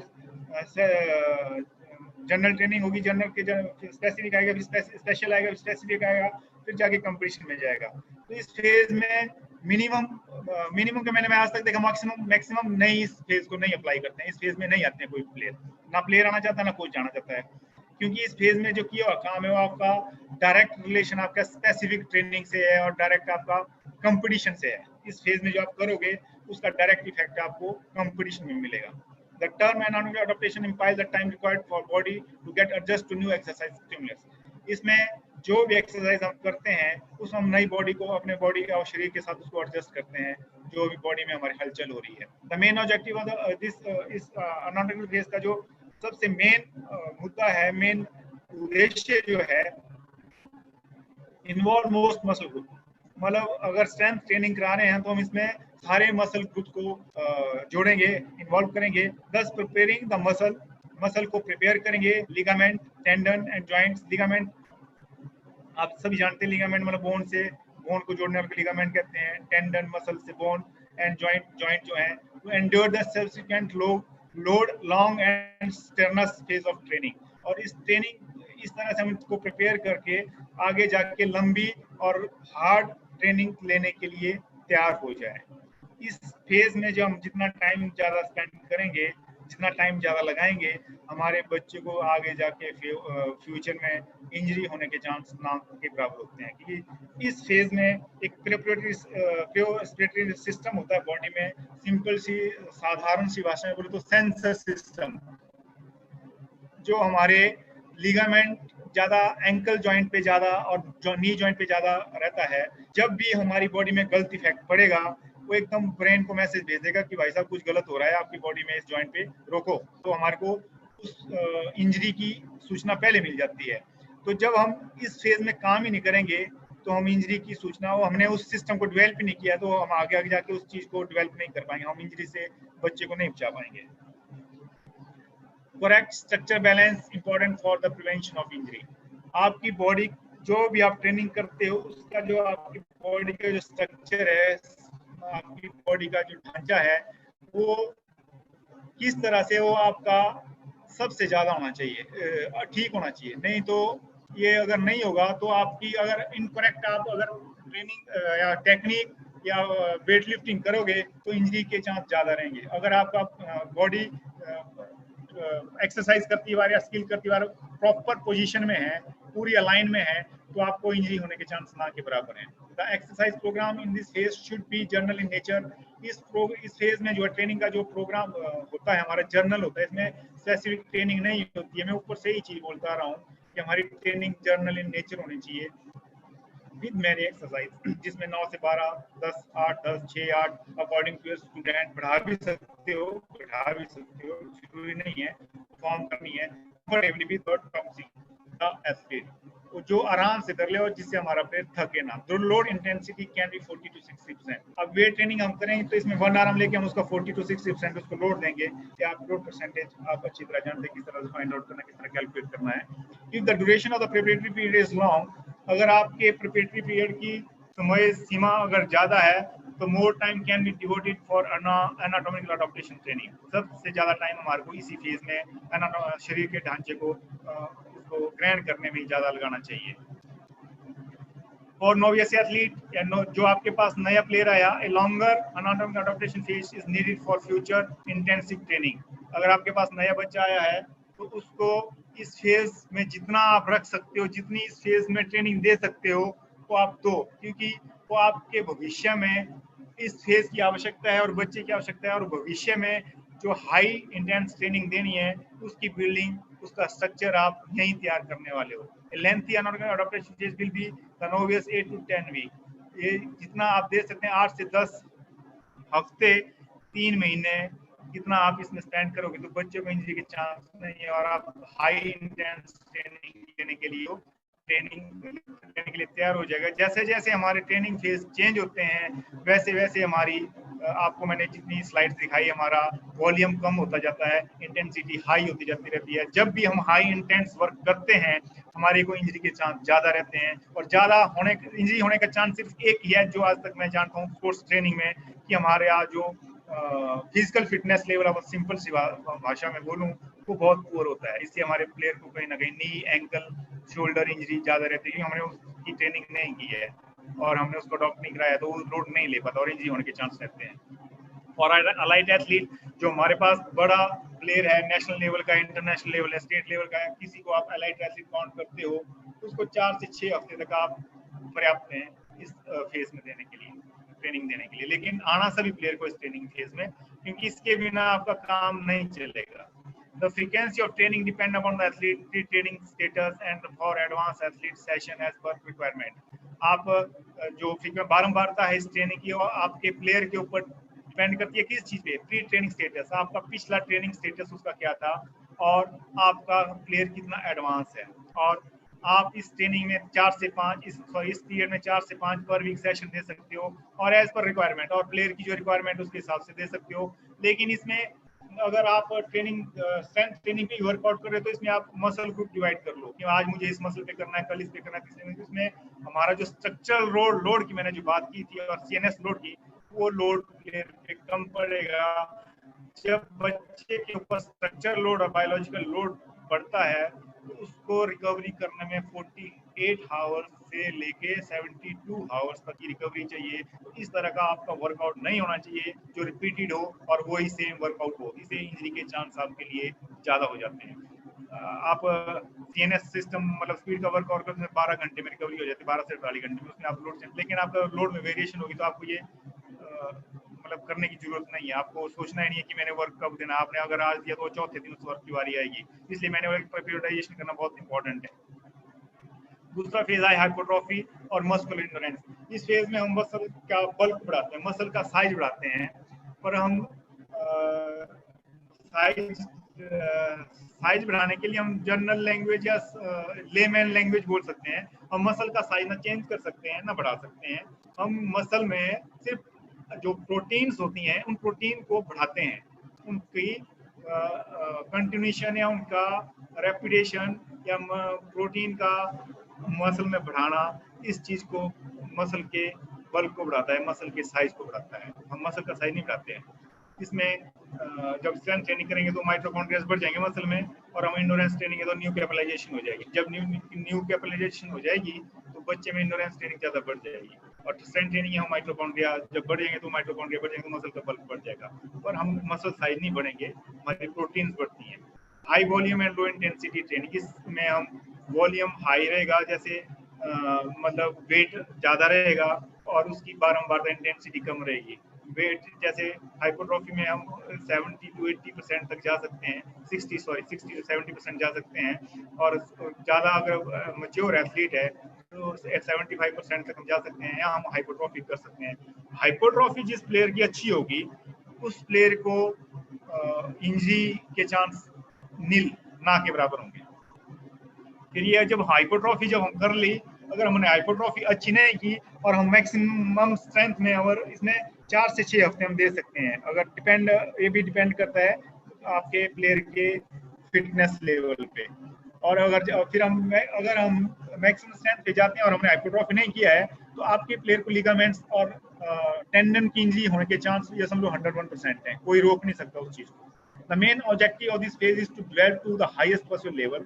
इस फेज में हमारा जो मेन मकसद रहता है कि हमने स्ट्रेंथ है तो स्ट्रेंथ को हाई लेवल तक पहुंचाना है, स्पीड को हाई लेवल तक पहुंचाना है, Most of the sports disciplines require either power or muscular endurance. सारे स्पोर्ट्स में क्या है, या तो हमारे को पावर चाहिए या मस्कुलर इंडोरेंस चाहिए। मस्कुलर इंडोरेंस हमने हाइपरट्रॉफी से की है, ऊपर और इंडोरेंस हम हाइपरट्रॉफी से करेंगे, और पावर हम अब ये करने वाले हैं। जब हम पावर की बात करेंगे तो हमें ओवरलोड मतलब मैक्सिमम जो हम करते हैं उसका 90 to 100% की हमारे को रेपिटेशन लगानी है, 2 या 3 रेपिटेशन।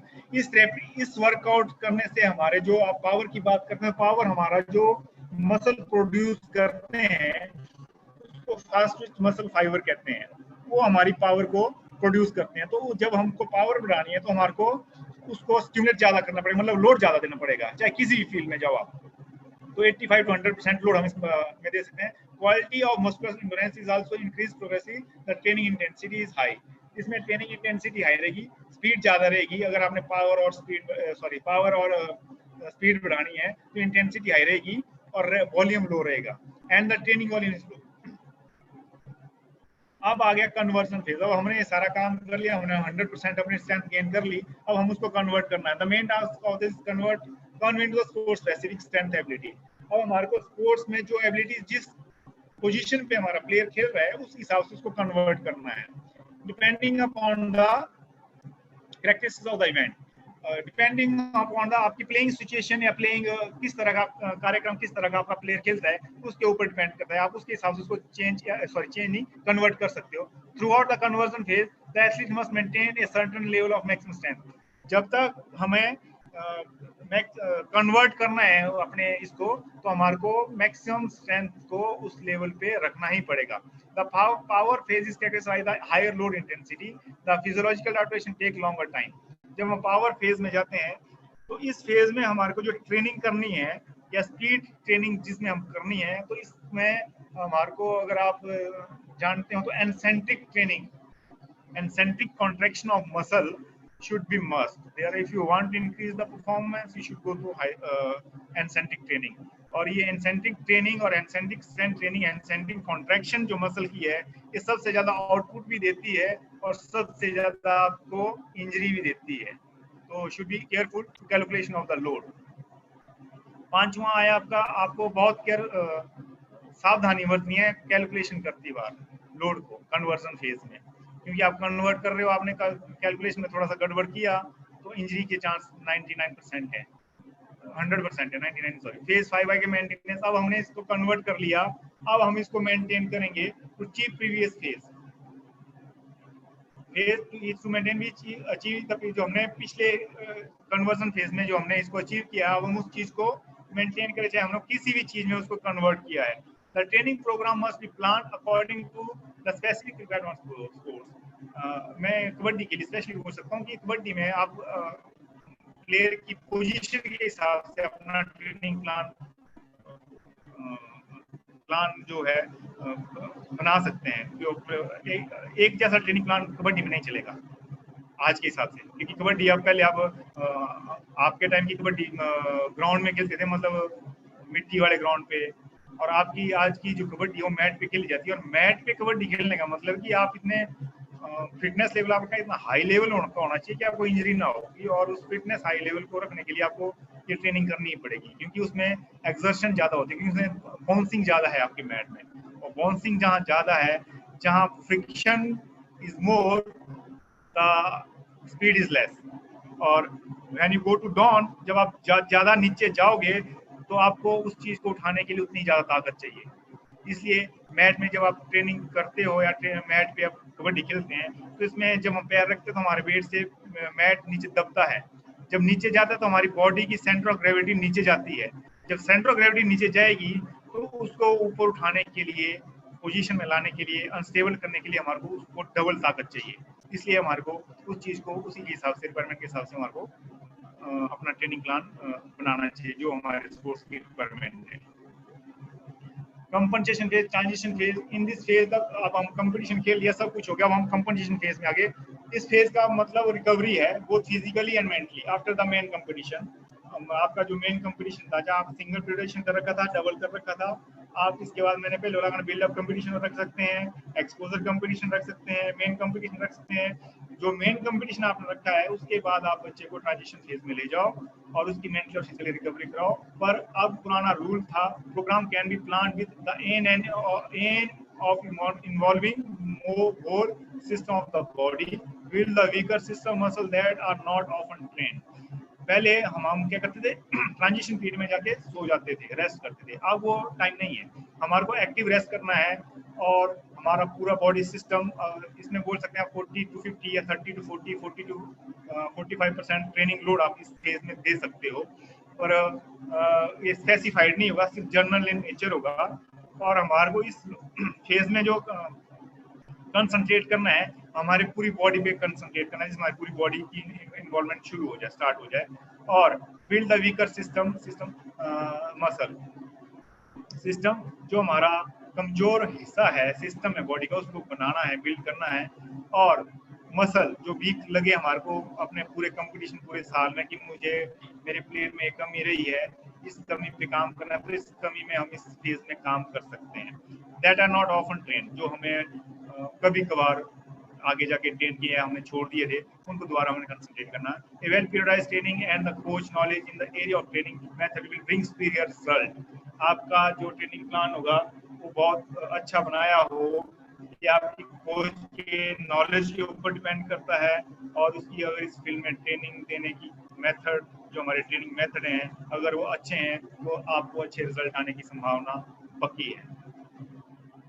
अब इस फेज में पीरियडाइजेशन में हम क्या क्या स्ट्रेंथ ट्रेनिंग अगर हम करें तो कितना लोड कितना क्या देना है, वो मैंने ऊपर भी लिखा है और यहाँ भी मैं डिवाइड करके बता रहा हूँ। फेज हो गया, सब फेज हो गया।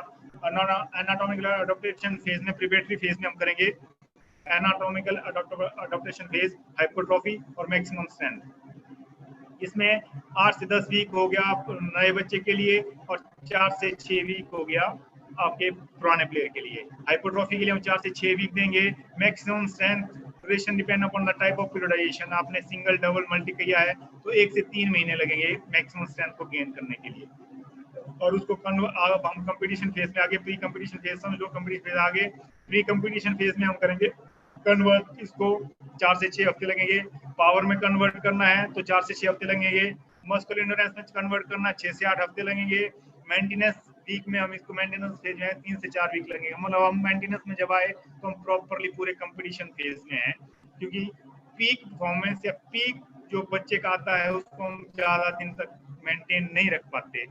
और अनलोडिंग 9 से 12 day before the main competition, ये साइकिल बोल सकते हैं। इस फेज में अब बच्चे को ज्यादा लोड नहीं देना है, जो जितना लोड दिया उसको अनलोड करना है, क्योंकि ये थंब रूल है माइक्रोसाइकिल मेसोसाइकिल का कि लास्ट मेसोसाइकिल और लास्ट माइक्रोसाइकिल जो भी आप यूज कर रहे हैं should be given for the recovery and preparation for the next cycle. Compensation, आप यहाँ ट्रांजिशन फेज आ गया, आपको बच्चे को कंपनसेट करना है, जो उसकी लॉस हुआ है मेंटली फिजिकली उसको रिकवर करना है। 4 से 6 हफ्ते देने हैं। रिहेबिलिटेशन करनी है। Concentrate on the weak point, जो आपके वीक पॉइंट है उनके ऊपर कंसंट्रेट करो। और 40% 50% तक आप लोड इस फेज में दे सकते हो। जब एकदम बच्चा कंपटीशन से आया तो उसको आप थोड़ा सा रिकवरी दे सकते हो, 1 हफ्ते की। 4 से 6 हफ्ते हैं, मतलब total rest, active rest, walking, talking, jogging, इस तरह का। लेकिन जब बाद में आपको पता है कि मुझे ये काम करना, हाई लेवल पे लेके जाना, तो आपको इस तरह के ट्रांजिशन फेज में काम करना पड़ेगा। Periodization represent not only the scientific but also logical concept। Periodization करने का मतलब ये नहीं है कि आपको एक वैज्ञानिक आधारित बता रहा है, बल्कि आपको आपका लॉजिक, आपकी बौद्धिक तौर पे आपकी धारणा को भी क्लियर करता जा रहा है। It is a logical manipulation, ये आपकी बौद्धिक धारणा है, मैनिपुलेशन है। Variation of training variables to achieve specific goal, जो आपकी ट्रेनिंग के वेरिएबल्स हैं, वेरिएशन है, उन आप किस तरह से आपका जो स्पेसिफाइड गोल है उसको अचीव करना है। while simple variation of training volume and intensity can be beneficial in the reduction of over training and enhance the performance। साधारण से शब्दों में बोलें कि हम जब वॉल्यूम कम करेंगे, इंटेंसिटी बढ़ाएंगे, तो हमारी ओवर ट्रेनिंग को ये बचाएगा और हमारी परफॉर्मेंस को बढ़ाएगा। Periodisation variation with proper sequencing of exercise selection. Periodisation जब आपको करना है तो बच्चे का जो एक्सरसाइज आपको सिलेक्ट करनी है वो बहुत ही एक सीक्वेंस में होना चाहिए, कौन सी एक्सरसाइज कब करनी है, पहले करनी है, कौन उसके बाद करनी है, कौन उसके बाद करनी है, इस तरह से आपका एक्सरसाइज का सिलेक्शन होना चाहिए। ट्रेनिंग वॉल्यूम, ट्रेनिंग का वॉल्यूम कितना होना चाहिए, मैं आपको बता दिया पहले भी। Intensity, offer A superior method of performance enhancement, आप जितना इंटेंस वर्क कराओगे आपकी परफॉर्मेंस को उतना बढ़ाएगा और बढ़ाने में हेल्प करेगा। अब ये हमारा माइक्रो स्ट्रक्चर है मसल का, फिजियोलॉजी का चैप्टर है, तो हम स्ट्रेंथ ट्रेनिंग पढ़ रहे हैं, तो हमारे मसल का स्ट्रक्चर क्या होता है, टिश्यू। देखो ऊपर जो हमारा मसल होता है उसको एक लेयर ने कवर किया होता है जिसको हम एपिमाइजम कहते हैं, सराउंड द एंटायर मसल, जो पूरे मसल को कवर करती है। आगे है पेरीमाइजम, जो मसल के अंदर छोटे छोटे आपको बल्क दिख रहे हैं, सराउंडिंग बंडल बोलते हैं, muscle fibre, facial nerve, facial और छोटे छोटे बंडल होते हैं, एक थिन लेयर होती है फेशियल जो हमारे मसल को कवर करती है, इसी तरह की कवर होती है जैसे पूरे मसल को कवर कर रखा है। एंडोमाइजम, ये छोटे छोटे बल्क, छोटे छोटे टिश्यू धागे की तरह जो हमारे मसल में होते हैं, फाइबर्स, उनको कवर करती है। ये हमारे मसल हैं, ये सारा जो मैंने स्ट्रक्चर बताया आपको, हम बाइसेप्स ट्राइसेप्स करते हैं तो किस तरह के हमारे मसल में जो फंक्शन होते हैं और कहाँ क्या होता है, ये सारा बल्क हमारे इस तरह काम करता है, जो टेंडन है, लिगामेंट है, वो सारा यहाँ आप देख सकते हो। सार्कोलेमा मसल में सेल में छोटे छोटे सेल्स होते हैं, सॉरी झिल्ली होती है सेल में जो कवर करती है। Myofibril thread like strand with muscle fibre, जो अभी पीछे बताया छोटे छोटे धागे की तरह होते हैं। Actin thin filament, troponin myosin, myosin thick filament. अब ये जो मैंने बताने का मतलब ये था कि हम जो स्ट्रेंथ ट्रेनिंग करते हैं तो ये एक्टिन और मायोसिन हमारी मसल में मसल फाइबर को बढ़ाने में, मसल प्रोटीन बढ़ाने में, ये प्रोटीन ही है एक किस्म की, ये बढ़ती है तो हमारा फिलामेंट मसल का साइज बढ़ता है। ट्रोपोनिन हमारे रिलैक्सेशन की साइड काम करती है और ट्रोपोमायोसिन हमारी कॉन्ट्रैक्शन के लिए काम करती है। और ये मायोसिन जो है थिक फिलामेंट है जो स्लाइड करता है हमारे मसल को, स्लाइड बोलते हैं इसको, स्लाइडिंग फिलामेंट बोलते हैं। नेक्स्ट स्लाइड में दिखाऊंगा। ये सेम वही चीज है जो मैंने बताया आपको, मेम्ब्रेन, मसल न्यूक्लियस जो सेंटर पॉइंट होता है मसल का, muscle fibre, bundle of muscle nerves, muscle में नर्व्स कैसे गई हैं, वो सब कुछ है। अब ये जो स्लाइडिंग फिलामेंट थ्योरी बोला था मैंने, ये जो ए बैंड है, सार्कोमर हो गया हमारा सारा मसल, दोनों मसल के कैसे कनेक्ट हैं। ए बैंड हो गया हमारा मायोसिन और ये हो गया आई बैंड हो गया हमारा एक्टिन मायोसिन। और ये जेड जोन है, ये एच जोन है, ये दोनों के बीच में जो स्पेस है ये है। और जो जेड डिस्क है ये हमारा जो स्लाइडिंग साइड में रहती है कॉन्ट्रैक्शन के टाइम, जो हमारी एक्टिन मायोसिन जो और ट्रोपोनिन जो होती है ये साइड में रहती है, इसे जेड डिस्क कहते हैं।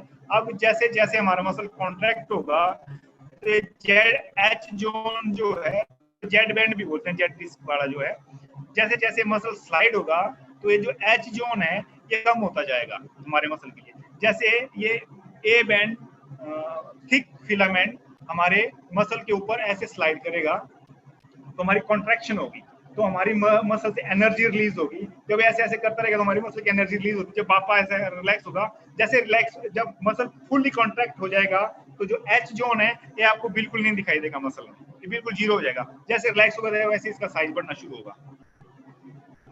बी मोर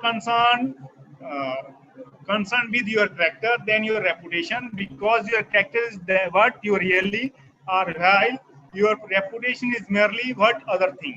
आपको सबसे ज्यादा अपने चरित्र का निर्माण करना है, रेपुटेशन का नहीं, क्योंकि चरित्र तो आप जो हो वो है, लेकिन आपकी रेपुटेशन जो आप दूसरों के सामने पेश करते हैं वो है। ये कोच जॉन गॉर्डन का कोच के लिए एक कोट्स है। Develop sports culture in the school, club, street, village, city, and has the power to convert sports culture into entire country. आप अपने देश में अगर स्पोर्ट्स कल्चर डेवलप करना चाहते हो तो आपके स्कूल में, आपके स्टेट में, क्लब में, गांव में, शहर में स्पोर्ट्स का वातावरण तैयार कीजिए जिसमें इतनी ताकत, शक्ति है जो पूरे देश में ही स्पोर्ट्स का कल्चर तैयार कर देगा। आपका विनिंग मार्जिन क्या है? Scientific approach. हमारे स्पोर्ट्स में आज तक भी साइंस का इन्वॉल्वमेंट इतना नहीं है, हमारे विनिंग मार्जिन सिर्फ इतना ही है कि हमारे स्पोर्ट्स में साइंटिफिक अप्रोच बहुत कम है। हमारे स्पोर्ट्स में प्रोफेशनलिज्म नहीं है, क्योंकि जो आदमी जिस चीज़ का जो एक्सपर्ट है उसको उसी फील्ड में काम करना चाहिए। कोच को टेक्निक टैक्टिक्स, अदर न्यूट्रिशन वाला nutrition, biomechanics, physiologist, training method GTMT वाले जीटीएमटी अपना ट्रेनिंग देखें तो हमारी परफॉर्मेंस बढ़ सकती है। Thank you. Thank you Thakur साहब, बहुत बहुत धन्यवाद। बहुत बहुत धन्यवाद सर जोशी जी, आपका। जोशी जी, जी जो 1 मिनट देंगे आप मेरे को? जी बिल्कुल लीजिए। हाँ, क्वेश्चन में जाने से पहले जो है मैं स्पेशल थैंक्स करना चाहूंगा उत्तराखंड कबड्डी एसोसिएशन की ओर से जसवीर सिंह कोच यूपी योद्धा, सुरेश कुमार कोच सीएसएफआई और Narendra Kumar coach army red Nashik, Manoj Negi Tehri Garhwal, Dinesh Kentura ji Tehri Garhwal और दिनेश राव टिहरी गढ़वाल, बिमल डबराल जी देहरादून, नागेंद्र कुमार देहरादून, मनोज रतुड़ी देहरादून, प्रवीण चौहान देहरादून, नरेंद्र चौहान देहरादून, रणवीर सिंह तोमर देहरादून, रवि राठी हरिद्वार, विकास हरिद्वार, मनीष आशीष हरिद्वार, शिशपाल चौहान उत्तरकाशी, दुबे जी उधम सिंह नगर, राजेंद्र नेगी, मनमोहन सिंह बसेड़ा नैनीताल, दीपक जोशी अल्मोड़ा, गणेश पटाकी जी बागेश्वर। आप सबका बहुत बहुत धन्यवाद। आप सबने एक टीम वर्क के रूप में कार्य करके इस कार्यक्रम को इतना सफल बनाया, इसके लिए आप सब बधाई के पात्र हैं। धन्यवाद जोशी जी। मैं क्वेश्चन लेने से धन्यवाद राणा जी। मैं क्वेश्चन लेने से पहले हमारे बीच में विमल डबराल जी है, मैं चाहूंगा वो भी आज की संध्या बेला पे 2 शब्द कुछ है। जी विमल डबराल जी। हाँ जी, नमस्कार सभी मित्रों को। प्रणाम प्रणाम जोशी डबराल जी। ये आज की तो कार्यशाला बहुत ही मतलब बढ़िया रही। आज काफी देर तक जुड़ने का सौभाग्य मिला। एक्चुअली हमारा विभागीय कार्य इतना रहता है कि आते आते 5:30-6 बज जाते थे, तो मैं थोड़ा थोड़ा देर के लिए शामिल हो पाता था। हेलो, आवाज आ रही है? जी जी आवाज बिल्कुल बिल्कुल आ रही है सर।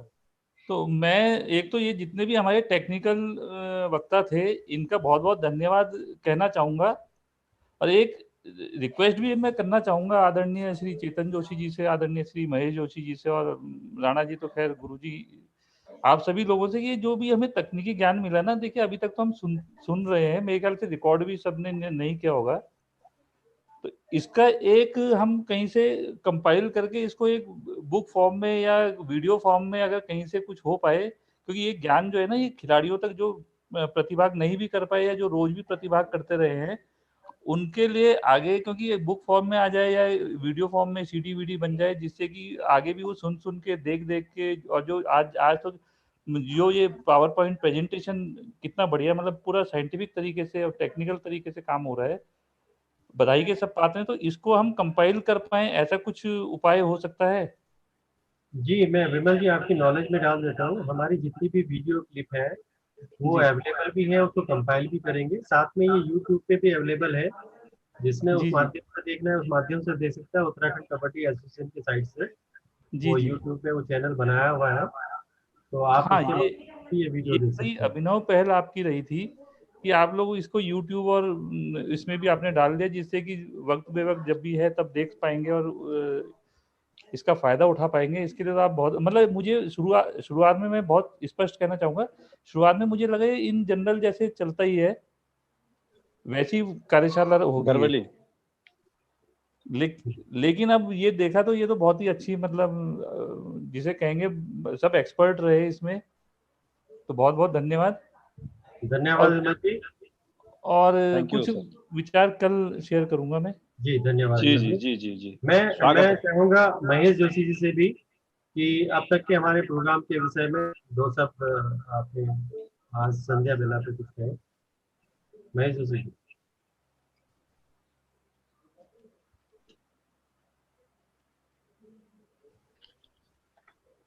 जी महेश जी।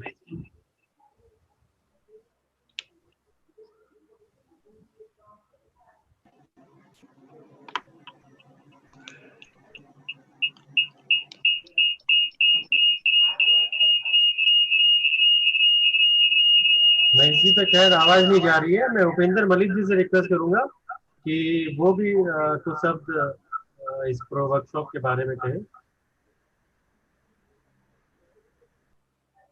बहुत बहुत धन्यवाद आपका, पूरे उत्तराखंड कबड्डी परिवार का बहुत बहुत धन्यवाद। और सभी जो इस प्रोग्राम को सफल बनाने में जितने भी हमारे डॉक्टर्स, साइंटिस्ट और जितने भी एक्सपर्ट आए हैं जिन्होंने इस कार्यक्रम को सफल बनाया है, सभी कोचेस, और इनके अलावा बहुत बहुत धन्यवाद करना चाहेंगे सभी पार्टिसिपेंट्स का जिन्होंने जुड़े रहकर इस प्रोग्राम को सफल बनाया और इस प्रोग्राम से अभी सभी ने ज्ञान लिया। तो मैं बहुत बहुत धन्यवाद करना चाहूंगा। और आज के जो जितने भी मुख्य अतिथि थे, हमारे मेहता जी और हमारे प्रेसिडेंट महोदय और आज के हमारे स्पीकर डॉक्टर कामेंद्र ठाकुर जी, मैं इनका भी बहुत बहुत धन्यवाद करूंगा कि इन्होंने इस प्रोग्राम को सफल बनाया। आज हमारा इस मुहिम का 28वां दिन है, पूरे 4 वीक हो गए हैं। और जिस तरह का आज डॉक्टर साहब का ये प्रोग्राम था पीरियडाइजेशन और टैलेंट के बारे में, तो उसी तरह ये पीरियडाइजेशन जो इन्होंने बांटा है, इसी तरह 3 हिस्सों में हमारा ये प्रोग्राम चला है। पहले बड़े ही बेसिक तरीके से चला था, आपस में बातचीत करके कि कबड्डी को उत्तराखंड में कैसे बढ़ावा दिया जाए। हम उसको प्रिपरेटरी फेज में मान सकते हैं, जैसे बताया डॉक्टर साहब ने, प्रिपरेटरी फेज, कंपटीशन फेज और ट्रांजिशनल फेज। और उसी के चलते चलते पहले सभी की बातचीत हुई, सभी कबड्डी को कैसे डेवलपमेंट करें उत्तराखंड में, उन्हीं बातचीतों को लेकर फिर हमारे संपर्क हुए डॉक्टर साहब से, साइंटिस्ट से। तो पूरा उसको पहले अपने आरडी कौशिक जी ने रूल रेगुलेशन के बारे में बताया, फिर लास्ट में कंपटीशन फेज में हमने अभी सभी डॉक्टर और साइंटिस्ट की जो मदद से जो ये प्रोग्राम चलाया है वो बिल्कुल अभी पीक पे आ गया जैसे कंपटीशन में आता है। तो बहुत ही मैं धन्यवाद करना चाहूंगा जितने भी इसमें इस मुहिम से जुड़े हैं, बहुत बहुत धन्यवाद। धन्यवाद जोशी जी। धन्यवाद उपेंद्र जी। हमारे बीच कुछ प्रोग्राम में मैं देख रहा हूँ डॉक्टर नागेंद्र शर्मा जी हमारे साथ जुड़ते रहते हैं, तो मैं भी उनके विचार लूंगा कि वो भी अपने तो होता ही है, इतना तो मेरा स्लो मानो, इतना तो विचार इस वर्कशॉप पे हम जी। उत्तराखंड कबड्डी एसोसिएशन को बधाई दूंगा मैं कि आज उन्होंने अपने प्रोग्राम में इंडिया की महान हस्ती श्री राजीव मेहता जी को आमंत्रित किया, जो कि उनके पास बहुत कम समय रहता है। और बधाई के पात्र हैं आप सब लोग, महेश जोशी जी, चेतन जोशी जी और आप सारी टीम, आपकी टीम वर्क से आप लोग काम कर रहे हैं, बहुत अच्छा लगा। और आज का जो टॉपिक जो रखा था आपने, talent hunt and periodisation of strength training, तो मैं डॉक्टर कमलेश सिंह ठाकुर जी को बहुत बहुत बधाई दूंगा। सबसे बड़ा आपके कबड्डी में सबसे बड़ा महत्वपूर्ण वो चल रहा है कि हिंदी में चल रहा है, बहुत अच्छा और सबको समझ में आ रहा है। मेरी तो ये डायरी में रोज नोट करता था नई नई चीजें, ये सब लिखता रहता हूँ मैं थोड़ा, क्योंकि ज्ञान हासिल करना जरूरी है। किसी बच्चे से करो चाहे बड़े, और बहुत बड़े बड़े आप लोगों ने जोड़ लिए आदमी इसमें, आप बधाई के पात्र हैं। और अभी मैंने देखा 28वां दिन है जी, ये बहुत बड़ा आपने प्रोग्राम रख दिया।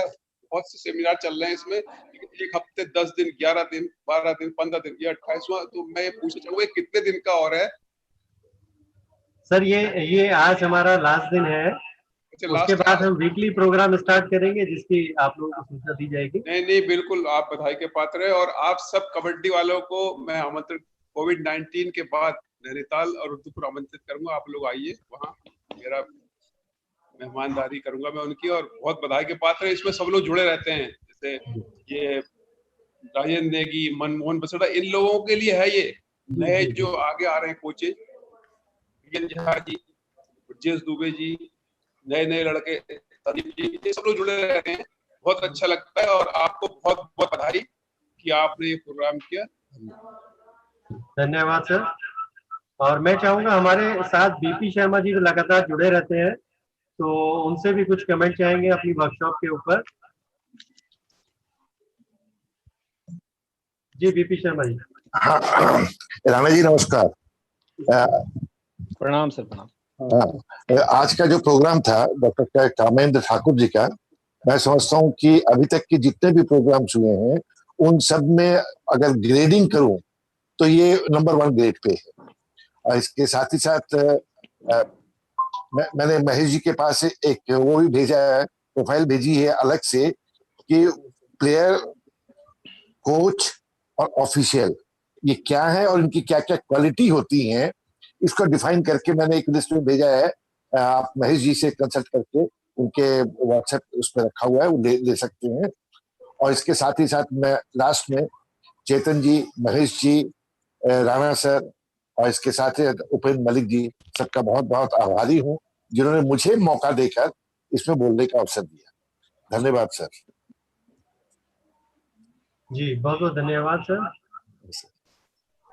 सर वो देख लीजिए, अगर वो मिल जाता है तो उसको एक बार मैं भी डिफाइन कर दूंगा। जी जी जी जी। मैं विकास जी से चाहूंगा महेश जोशी जी को थोड़ा सा अनम्यूट कर दें please.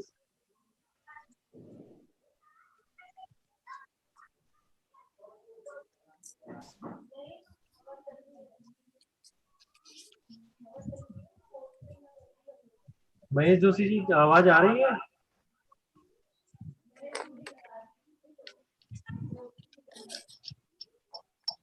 Joshi ji, hello hello Joshi ji, hello Joshi ji, hello Joshi ji. हाँ जी आ रही है बोलिए।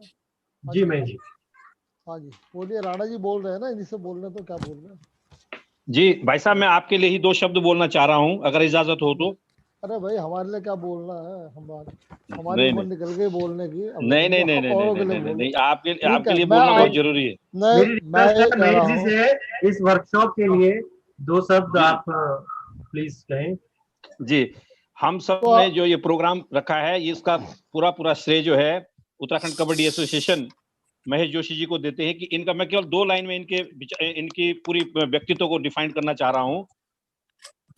जब कोई व्यक्ति अपने लक्ष्य को इतनी गहराई से चाहे, जब कोई व्यक्ति अपने लक्ष्य को इतनी गहराई से चाहे और उसके लिए अपना सब कुछ दांव पर लगाने के लिए तैयार हो जाए, तो उसका जीतना सुनिश्चित है।